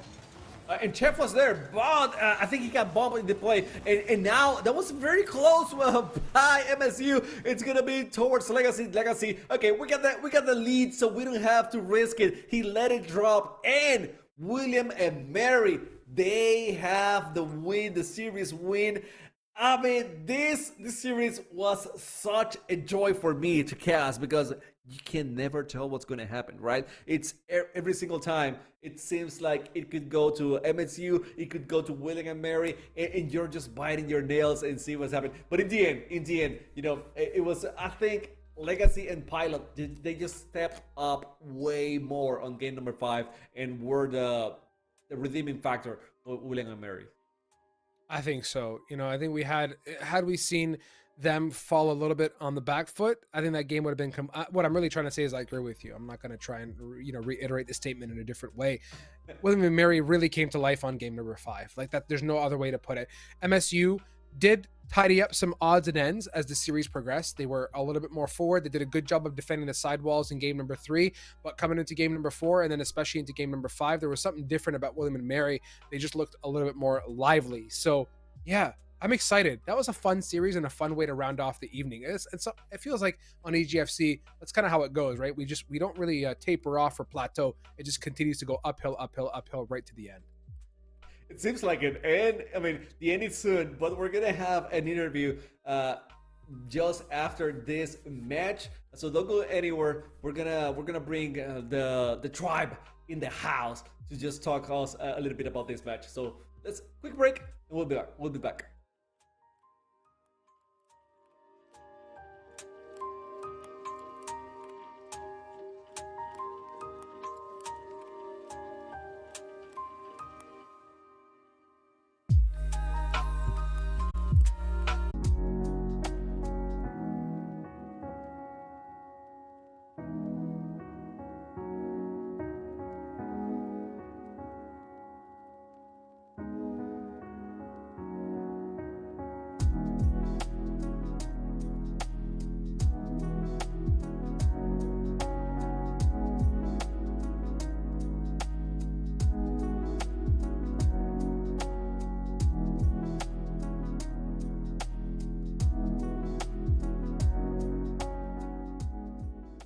All right, everybody, welcome back. The interview set up nice and quick, and in audio form, we have Pilot from William and Mary joining us, the winners of our last series. Pilot, congratulations. Thank you for being here and joining us.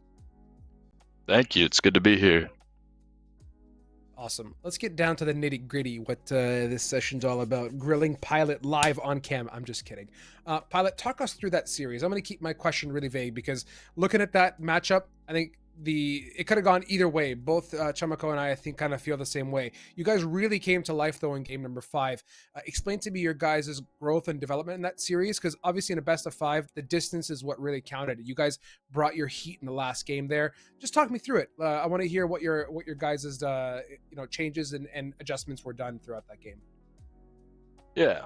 Well, I think we came out really strong game 1, which was important. Agreed. Since we were playing on West server. So being able to take that and then go back and forth really helped us. Game 5, of course, we were on our home turf. I know that sounds silly to say for a video game, but it kind of felt that way. Hey, it's all good. Yeah, I think that was the biggest part of it. Of course, in the last game, we all sort of recognized, all right, we have lower ping. We really got to step up, take charge of this game, and I can tell you our comms were very excited, to say the least. Just all 3 of us yelling the entire time, which we sort of haven't seen before. So I think that really helped us. Cool. It's that you guys definitely want the distance on that one, and I think the energy keeping that live through, in that distance is what matters, right? It's a jog, not a sprint in all cases, albeit your guys' version of a jog is yelling at each other in comms. But I want to go ahead and ask one follow-up question to what was said, and I'll pass it off to Chamako after. You guys were super threatening off the left wall. I don't know if that was just, I think that was actually you with 2 bangers off the left wall in game number 3, I believe. Is that like a comfort place for you guys, unexpected shots, or was that just an opportunity? You guys saw a net opening and just said, you know what, we're going to shoot the banger and hope that it goes in? Yeah, I guess I never really thought about that. And it's hard to think back now that you're pointing it out, but no, I don't think it's sort of a comfort zone for us, the left wall. I think we just were able to find chances and took advantage of them. I think they just so happened to be all on the left wall, I guess. I'll take it. I mean, I just asked the question because, I wonder if it's a nature of you guys wanted to be a little bit more unexpected. It doesn't necessarily have to be the left wall, but find opportunities to shoot in opportunities where MSU wouldn't have expected it. But yeah, you guys were threatening all across that pitch, up and down. And you're right, the energy in that last game was super sick to watch. So congrats. I'll pass it off to Chamako now for another question. Yeah, it seems like sometimes things just happen, and the way that clears were trying to happen, it was over the left wall, so they were attacking more. But I'm just guessing here at this point. But to me, it was very impressive how on game number 4, it didn't seem like the energy was very high for you guys, but on game number 5, you came out very strong off the gates. So, I mean, talk to me a little bit about how you were feeling on game number 4 and what was the catalyst to make the change over in game number 5. Yeah, I think we got a little excited after game number 3, going up 2-1 in the series. So going into game 4, of course, we had higher ping again, and I think we just got caught lacking early on. They got a big lead, and I think all 3 of us sort of recognized that it's okay. Let's just gather ourselves. We have one more game after this. It's no big deal, even if they run up the scoreboard. Let's try and figure out what needs to be done better in these last couple minutes of game 4, and let's bring the energy in game 5. So I think game 4 could have been closer, but I think we were. I don't want to say we gave up necessarily, um, but we sort of were focusing our attention on things that we can do in game 5. Right. I mean, if you're gonna win the game, which I'm talking about game number 4, at least point out things that you can improve upon, and then on game number 5, just do them better. Which one thing I think you guys did way better than anything on game number 5 is trusting each other, because it seems like you were on great positioning the whole time and just waiting for those passes. I mean, I don't know what you guys ate. It was a great communication effort of telling each other, hey, okay, so the pass is coming through, or maybe just acknowledging without communication. I don't know what. But did you understand how much you improve in trusting each other and the confidence that you had in game number 5 over, games 4 and 2? Definitely, I think that's where a lot of our shortcomings happens when we don't trust each other to make saves or go up for certain balls and 50s. And I think in game 5, certainly, we had very few double commits, so we were trusting each other a lot more. We were passing a lot more, and I think it was just really, really hard for MSU to stop our rotations once we got going. I agree. That's so well put, and such a great question as well from Chumako, and a good answer from you, Pilot. Thank you so much for the insight, by the way. Congratulations on your win. You guys did stellar this evening. And of course, we got to end it off on a very loose note. Any shout outs or final things you want to desk before we let you go? Yeah, of course, I want to shout out my 2 teammates. They're fantastic. It's always great to be here. I know they played together last year, and I wasn't a part of that, but they've been very welcoming. I also want to shout out my mom. Poor thing, probably has no idea what's going on. And then my doubles partner for all time, Diamond One, Jad. I know he's watching, buddy from back home. So shout out to him as well. Love it. I love it. Keeping it real. I went through a whole journey, by the way, even though shoutouts was a journey. I felt like a best of 5 series in shoutouts. Like, you started off with the team, you got the family in there, ended off on the good old friend. Like, such a great, sentimental, and happy times Wednesday. Congrats, Pilot. You're fitting in just well. Keep you guys' heads up and keep plugging away this season. Thank you for joining us. Chamako, if there's no other final thoughts from you, I think we're good to go. It's been a fantastic series. Thank you for joining me. Thank you for being so energetic. Thank you to our teams this evening for being superbly on point. Like, everyone came in dressed in tuxedos, fit as can be, looking marvelous. You guys played your brains out, and just such a great chat as well. GG's to the families and to the teams again. Don't forget Overwatch to come tomorrow as well, so be in tune, and make sure you make your way back to the correct EGF venues and check out some Overwatch. A great series if you're not into it, and a good place to get down and busy with more EGFC. So on that note, ending on a high note it is. Thank you for joining us. Thank you to production as well on the backside, and we'll catch you here as per usual next week, Wednesday, for some more Rocket League.